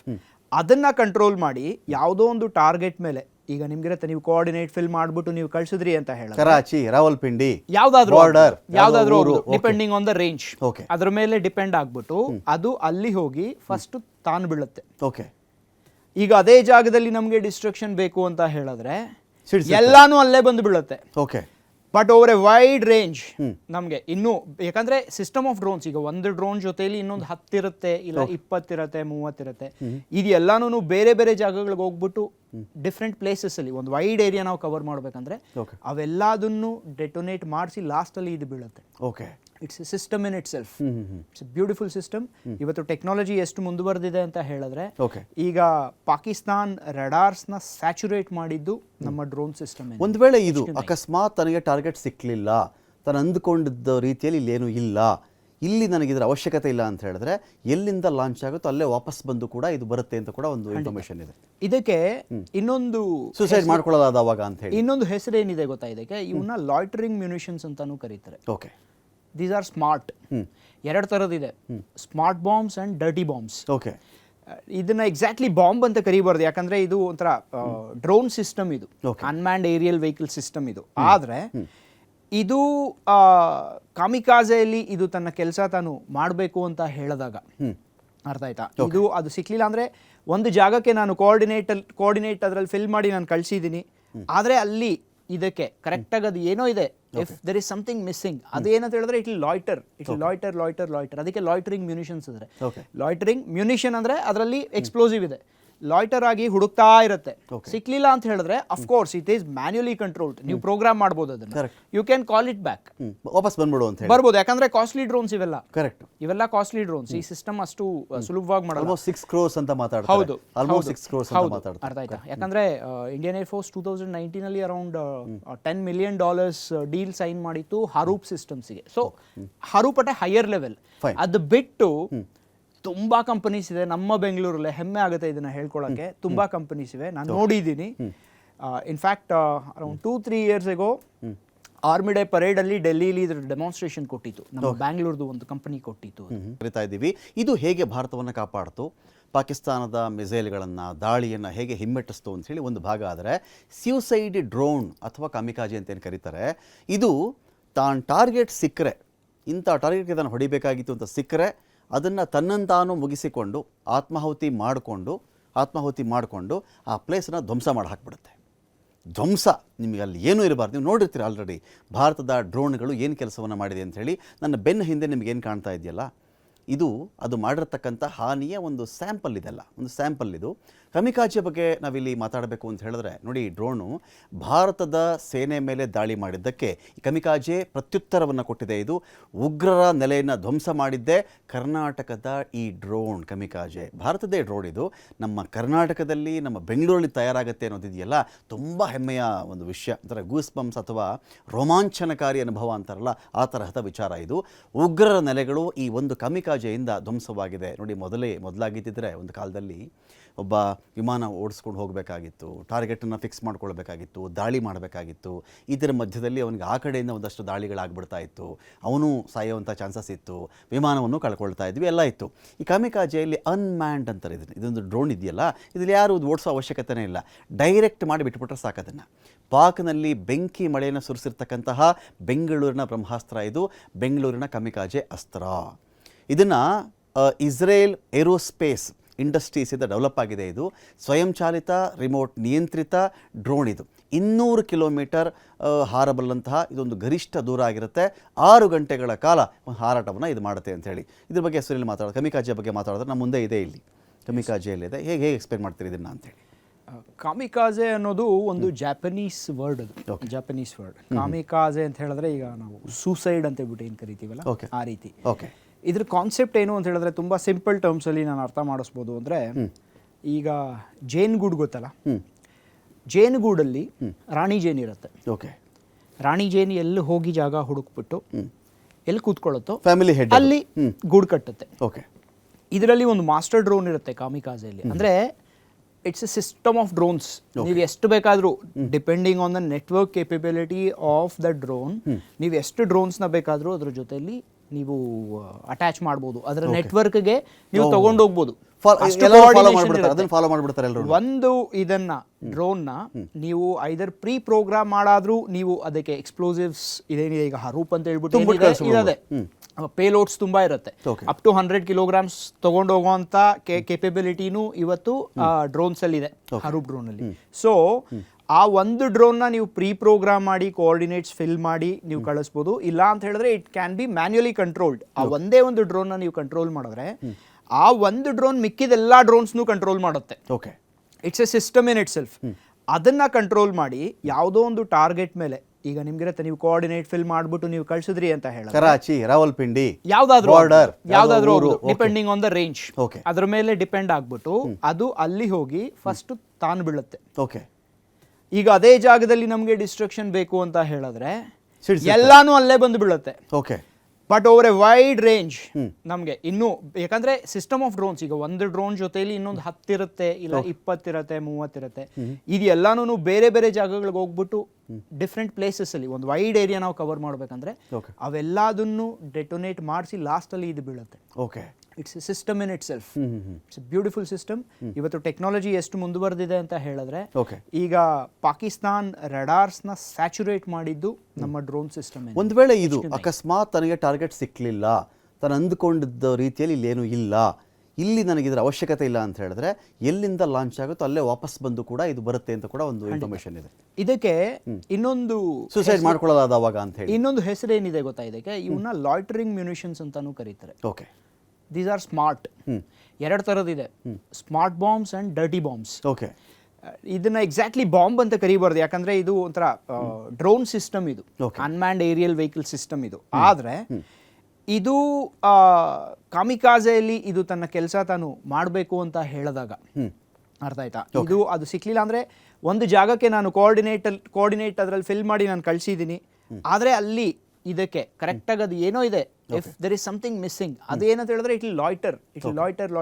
ಅದಕ್ಕೆ ಲಾಯ್ಟರಿಂಗ್ ಮ್ಯುನಿಷನ್ಸ್ ಅಂದ್ರೆ. ಲಾಯ್ಟರಿಂಗ್ ಮ್ಯುನಿಷನ್ ಅಂದ್ರೆ ಅದರಲ್ಲಿ ಎಕ್ಸ್ಪ್ಲೋಸಿವ್ ಇದೆ, ಲಾಯ್ಟರ್ ಆಗಿ ಹುಡುಕ್ತಾ ಇರುತ್ತೆ. ಸಿಕ್ಲಿಲ್ಲ ಅಂತ ಹೇಳಿದ್ರೆ of course it is manually controlled, ನೀವು ಪ್ರೋಗ್ರಾಮ್ ಮಾಡ್ಬೋದು ಅದನ್ನ, you can call it back, ವಾಪಸ್ ಬಂದ್ಬಿಡು ಅಂತ ಬರ್ಬೋದು. ಯಾಕಂದ್ರೆ ಕಾಸ್ಟ್ಲಿ ಡ್ರೋನ್ಸ್ ಇವೆಲ್ಲ, ಕರೆಕ್ಟ್, ಇವೆಲ್ಲ ಕಾಸ್ಟ್ಲಿ ಡ್ರೋನ್ಸ್. ಈ ಸಿಸ್ಟಮ್ ಅಷ್ಟು ಸುಲಭವಾಗಿ ಮಾಡಲ್ಲ. ಆಲ್ಮೋಸ್ಟ್ 6 crores ಅಂತ ಮಾತಾಡ್ತಾರೆ. ಹೌದು, ಆಲ್ಮೋಸ್ಟ್ 6 crores ಅಂತ ಮಾತಾಡ್ತಾರೆ. ಅರ್ಥ ಆಯ್ತಾ. ಯಾಕಂದ್ರೆ ಇಂಡಿಯನ್ ಏರ್ ಫೋರ್ಸ್ 2019 ಅಲ್ಲಿ ಅರೌಂಡ್ $10 million ಡೀಲ್ ಸೈನ್ ಮಾಡಿತ್ತು ಹರೂಪ್ ಸಿಸ್ಟಮ್ಸ್ಗೆ. So Harop at a higher level. ಅದು ಬಿಟ್ಟು ತುಂಬಾ ಕಂಪನೀಸ್ ಇದೆ ನಮ್ಮ ಬೆಂಗಳೂರಲ್ಲಿ, ಹೆಮ್ಮೆ ಆಗುತ್ತೆ ಇದನ್ನ ಹೇಳ್ಕೊಳಕ್ಕೆ. ತುಂಬಾ ಕಂಪನೀಸ್ ಇವೆ, ನಾನು ನೋಡಿದ್ದೀನಿ. In fact around 2-3 years ago army day parade ಅಲ್ಲಿ ಡೆಲ್ಲಿಲಿ ಇದ್ರ ಡೆಮಾನ್ಸ್ಟ್ರೇಷನ್ ಕೊಟ್ಟಿತ್ತು, ನಮ್ಮ ಬ್ಯಾಂಗ್ಳೂರ್ದು ಒಂದು ಕಂಪನಿ ಕೊಟ್ಟಿತ್ತು. ಅರ್ಥ ಆಯ್ತಾ. ಸೊ ಹೆಮ್ಮೆಯಿಂದ ನಾವು ಹೇಳ್ಕೋಬಹುದು ಏವಿಯೇಷನ್ ಅಲ್ಲಿ ನಾವು ಎಷ್ಟು ಮುಂದುವರಿತಾ ಇದೀವಿ ಅನ್ನಕ್ಕೆ. ಸೊ ಮನುಷ್ಯರ ಜೀವನ ಉಳಿಸೋಂತ ಸಮಯ ಬಂದಿದೆ ಈಗ. ನಾವು ಟೆಕ್ನಾಲಜಿನ ಯೂಸ್ ಮಾಡಿಕೊಂಡು ಕಾಮಿಕಾಜೆ, ಇದು ಆತ್ಮಾಹುತಿಗೆ ನಾವು ಇವತ್ತು ಯೋಧರನ್ನ ಕಳಿಸೋ ನೆಸೆಸಿಟಿ ಇಲ್ಲ. ಇವತ್ತು ಒಂದು ಡ್ರೋನ್ ನಾವು ಕಳಿಸಿದ್ರೆ ಸಾಕು, ಒಂದು ಡ್ರೋನ್ ಜೊತೆಲಿ 200 ಡ್ರೋನ್ ಕೋಆರ್ಡಿನೇಟೆಡ್ ಅಲ್ಲಿಗೆ ಹಾರತ್ತೆ. ಅದೇ ಒಂದು ಸೈನಿಕರ ಪಡೆ ತರ ನುಗ್ಗುತ್ತೆ ಅಂತ ಹೇಳಿ. ಈಗ 100 ಡ್ರೋನ್ ಒಟ್ಟಿಗೆ ಹೋದ್ರೆ, ಈಗ ಒಂದು 100 ಜೇನುನೊಣ ಒಟ್ಟಿಗೆ ಬಂದ್ರೇನೆ ನಮಗೆ ಭಯ ಆಗತ್ತೆ. ಎಕ್ಸ್ಪ್ಲೋಸಿವ್ ತುಂಬಿಕೊಂಡು 10 kg 20 kg ಆರ್ ಮೋರ್, ಎಷ್ಟು ಬೇಕಂದ್ರೆ ಡಿಪೆಂಡಿಂಗ್ ಆನ್ ದೇರ್ ಕೇಪಬಿಲಿಟಿ, ಅಷ್ಟು ತುಂಬಿಕೊಂಡು ಎಕ್ಸಾಂಪಲ್ ನಾವು ಲಾಹೋರ್ ಮೇಲೆ ಅಟ್ಯಾಕ್ ಮಾಡಿದ್ವಿ ಅಂತ ಇಟ್ಕೊಳ್ಳಿ, ರಾವಲ್ಪಿಂಡಿ GHQ ಮೇಲೆ ಇದನ್ನ ನಾವು ಇವತ್ತು ಆಕ್ಚುಲಿ ಅದಾಗಿದೆ. ಅದು ಒಂದು ತಮಾಷೆ ನಾನು ಹೇಳ್ಬೇಕು ಅಂತ ಹೇಳಿದ್ರೆ, ಅಲ್ಲಿ ನಮ್ಮ ಡ್ರೋನ್ಗಳು ಹೋಗಿ ಅಲ್ಲಿ GHQ ಹತ್ರ ಬಿದ್ದಿದೆ ಅಂತ ಹೇಳಿದ್ರೆ ಪಾಕಿಸ್ತಾನಿ ಪೊಲೀಸ್ ಜನನೆಲ್ಲ ದೂರ ಕಳಿಸಿದ್ರು. ಏನಾಯ್ತು ಅಂದ್ರೆ ಬಿಜ್ಲಿ ಗಿಡ ಅಂತ ಹೇಳ್ತಿದ್ರು, ಅಲ್ಲಿ ಮಳೆ ಬರ್ತಿತ್ತು, ಇದು ಏನ್ ಹೇಳ್ತಾರೆ ಪಟಾಕಿ ಬಿದ್ದುಬಿಟ್ಟಿದೆ, ಇದು ಬಿಜ್ಲಿ ಅಂತ ಹೇಳಿದ್ರೆ ಇದು ಬರುತ್ತಲ್ಲ, ಮಿಂಚು ಬರುತ್ತಲ್ಲ, ಮಿಂಚು ಬಿದ್ದಿದೆ ಎಲ್ಲರೂ ದೂರ ಹೋಗಿ ಅಂತ ಹೇಳ್ಬಿಟ್ಟು ಹೇಳಿದ್ರಂತೆ. ಅದು ಬೈತಾ ಜನ ಇವತ್ತು ಟ್ವೀಟ್ ಮಾಡಿದ್ದಾರೆ. ಇದೆಲ್ಲ ಈ ವಿಡಿಯೋಸ್ ಎಲ್ಲ ಬರ್ತಿದೆ ಪಾಕಿಸ್ತಾನದಿಂದ. ಸೊ ಆ ಲೆವೆಲ್ಗೆ ಡ್ಯಾಮೇಜ್ ಆಗಿದೆ ಆಲ್ರೆಡಿ, ನಮ್ಮ ಸಿಸ್ಟಮ್ಸ್ ಮಾಡಿದೆ, and we should be proud. ಇದು ಕೂಡ ಇಲ್ಲ, ಆದರೆ ಭಾರತದ ಸೇನಾ ನೆಲೆಗಳು ಒಂದು ಕಡೆ ಇಲ್ಲಿ ಪಾಕಿಸ್ತಾನದ ಗುರಿಯಾಗಿದೆ. ಇನ್ನು ಶಶಾಂಕ್ ಅವ್ರನ್ನ ಕೇಳೋದಾದರೆ, ಶಶಾಂಕ್, ಕಾಮಿಕಾಜೆ, ಹ್ಯಾರೂಫ್ ಇದ್ರ ಬಗ್ಗೆ ನಾವು ಮಾತಾಡೋದಾದರೆ ಇದು ಯಾವ ರೀತಿಯಲ್ಲಿ ಇವತ್ತಿಗೆ ಒಂದು ದೊಡ್ಡ ಬಲವಾಗಿದೆ ಅಂತ. ನಾವು ಹಳೆ ಯುದ್ಧಗಳಲ್ಲಿ ಒಂದೊಂದು ಗಂಟೆ ಕಳೀತಾ ಇದ್ರು, ಒಂದೊಂದು ದಿನ ಕಳೀತಾ ಇದ್ರು, ಒಂದೊಂದು 5-5 ದಿನ, 2-2 ದಿನ, 3-3 ದಿನಕ್ಕೆ ಆಘಾತಕಾರಿ ವರದಿಗಳು. ಭಾರತದ ಕಡೆ ಇವತ್ತು ಇಷ್ಟು ಜನ ಸೈನಿಕರು ಹುತಾತ್ಮರಾದರು, ಆ ಕಡೆ ಇಷ್ಟು ಜನ ಸತ್ತಿದ್ದಾರೆ. ಬಟ್ ಇವತ್ತಿಗೆ ನೋಡಿ, ವಿತ್ ಅ ಟೆಕ್ನಾಲಜಿ ತುಂಬ ಕಡಿಮೆ ಮನುಷ್ಯರನ್ನು ಕಳೆದುಕೊಂಡು ಅತಿ ಹೆಚ್ಚಿನ ಹಾನಿಯನ್ನು ಮಾಡಬಲ್ಲ ಮಟ್ಟಕ್ಕೆ ನಾವೆಲ್ಲ ಕೂಡ ಇವತ್ತಿಗೆ ವಿಸ್ತರಿಸ್ತಾ ಇದ್ದೀವಿ ಅಂತ ಹೇಳಿ, ಇದ್ರ ಬಗ್ಗೆ ಏನು ಹೇಳಿಕ್ಕೆ ಬಯಸ್ತೀರಿ ಅಂತ? ಯಾಕಂದ್ರೆ ಕಾಲ ಈಗ ಬದಲಾಗಿದೆ. 30 ವರ್ಷದಿಂದ ಇದ್ದ ಟೆಕ್ನಾಲಜಿನೇ ಬೇರೆ, ಈಗಿರ್ತಕ್ಕಂಥ ಟೆಕ್ನಾಲಜಿನೇ ಬೇರೆ. Okay. ಆ ವಾರ್ ಫೇರೇ ಚೇಂಜ್ ಆಗ್ಬಿಟ್ಟಿದೆ. Okay. ಈಗ ಇದು ಕಾಮಿಕಾಜೆ ನಾವು ಹೇಳ್ಬೇಕಂದ್ರೆ it's A very smart drone ಇದು. Okay. ಇದಕ್ಕೆ ಗೊತ್ತು ನಿರ್ದಿಷ್ಟವಾದಂತ ಸ್ಥಳಕ್ಕೆ ಇದನ್ನ ಕಳಿಸಿದ್ರೆ Okay. ಇದು ಫೇಲ್ಯೂರೇ ಆಗಿಲ್ಲ ಅಂದ್ರೆ 100% ಅಕ್ಯುರೇಸಿ ಕೊಟ್ಟು ಅಲ್ಲಿನ ಟಾರ್ಗೆಟ್ ರೀಚ್ ಮಾಡಿ ಅಲ್ಲಿ ಡ್ಯಾಮೇಜ್ ಮಾಡಿನೇ ಇದು ವಾಪಸ್ ಬರುತ್ತೆ. ಅಲ್ಲಿ ತನ್ನನ್ನು ತಾನು ಸೂಸೈಡ್ ಮಾಡ್ಕೊಳುತ್ತೆ ಹೊರತು ಇದು ಫೇಲ್ಯೂರೇ ಇಲ್ಲ. Okay. ಇನ್ನೊಂದೇನಂದ್ರೆ ಈ ಮಾಡರ್ನ್ ವಾರ್ಫೇರ್ ಏನು ಅಂತ ನಾವು ಹೇಳ್ಬೋದು, ಒಂದು ಪದ ಉಪಯೋಗಿಸ್ಬೋದು. ಈಗ ಟೆಕ್ನಾಲಜಿ ಸಾಕಷ್ಟು ಬೆಳೀತಿದೆ. ಈ ಹಿಂದೆ ತಾವು ಹೇಳ್ದಂಗೆ ಲ್ಯಾಂಡ್ ಆರ್ಮಿ ಒಳಗಡೆ ನುಗ್ಗಿ ನಾವು ಫೈರ್ ಮಾಡಬೇಕು, ಬುಲೆಟ್ ಫೈರ್ ಆಗ್ತಿತ್ತು, ಅವ್ರು ಒಳಗಡೆ ಬರಲಿ ಬಿಡಿ, ನಾವು ಆಚೆ ಹೋಗೋಣ ಬಿಡಿ, ಈ ರೀತಿಯಾದಂಥ ಕಾನ್ಫ್ಲಿಕ್ಟ್ಸ್ ಇರ್ತಿತ್ತು. ಬಟ್ ಈಗ ತುಂಬಾ ಟೆಕ್ನಾಲಜಿ ಮೇಲೆ ವಾರ್ ನಡೀತಿದೆ. ಯಾವ್ಯಾವ ದೇಶ ಟೆಕ್ನಾಲಜಿ ಇಂಪ್ರೂವ್ ಮಾಡ್ಕೊಂಡಿದೆ ಆ ದೇಶ ಎಲ್ಲ ಸೇಫರ್ ಸೈಡ್ ಅಲ್ಲಿ ಇದೆ. ಈಗ ಪಾಕಿಸ್ತಾನದ್ದು ಅದೇ. ಪಾಕಿಸ್ತಾನ ಯಾವ ಮಟ್ಟಕ್ಕಿದೆ ಅಂದ್ರೆ ತಾನು ಇನ್ನ ಸೂಸೈಡ್ ಬಾಂಬರ್ಸ್ ನ ಒಂದು ದೇಶಕ್ಕೆ ಕಳಿಸಿ ಬ್ಲಾಸ್ಟ್ ಮಾಡೋ ಯೋಚನೆಯಲ್ಲಿ ಪಾಕಿಸ್ತಾನ ಇದೆ ಹೊರತು ಅದು ಡ್ರೋನ್ ಡೆವಲಪ್ ಮಾಡಬೇಕು, ದೇಶನ ಸೇಫ್ ಗಾರ್ಡ್ ಮಾಡ್ಕೊಬೇಕು, ಇದೆಲ್ಲ ಪಾಕಿಸ್ತಾನಕ್ಕೆ ಗೊತ್ತಿಲ್ಲ. ಯಾಕಂದ್ರೆ ತುಂಬಾ ಹಿಂದೆ ಇದೆ. ನೋಡಿ, DRDO place a major roll. ಯಾವುದೇ ಒಂದು ಅಟ್ಯಾಕ್ ದೇಶದ ಮೇಲೆ ಆದಂತ ಸಂದರ್ಭದಲ್ಲಿ DRDO 100% ಪ್ರತಿಯೊಂದು ಸರಿನೂ ಒಂದೊಂದು ಸ್ಪೆಷಲ್ ಪ್ರಾಡಕ್ಟ್ಸ್ ನ ನಮಗೆ ಕೊಡ್ತಿದೆ. ಈ ಹಿಂದೆ ಕೂಡ ಉರಿ ಅಟ್ಯಾಕ್ ಆದಾಗೂ ಮತ್ತೆ ಪುಲ್ವಾಮಾ ಅಟ್ಯಾಕ್ ಆದಾಗೂ drones played a major role. ಆ ಡ್ರೋನ್ಸ್ ಎಲ್ಲ ತಯಾರಾಗಿದ್ದು ಎಲ್ಲಿ? ನಮ್ಮ DRDO ಅಲ್ಲಿ. ಸೊ ಹಾಗಾಗಿ ಟೆಕ್ನಾಲಜಿ, ಟೆಕ್ನಿಕ್ಯಾಲಿಟಿ ಇವೆರಡೂ ಇರ್ತಕ್ಕಂಥ ವೆರಿ ಸ್ಮಾರ್ಟ್ ಡ್ರೋನ್ ಈ ಕಾಮಿಕಾಜೆ.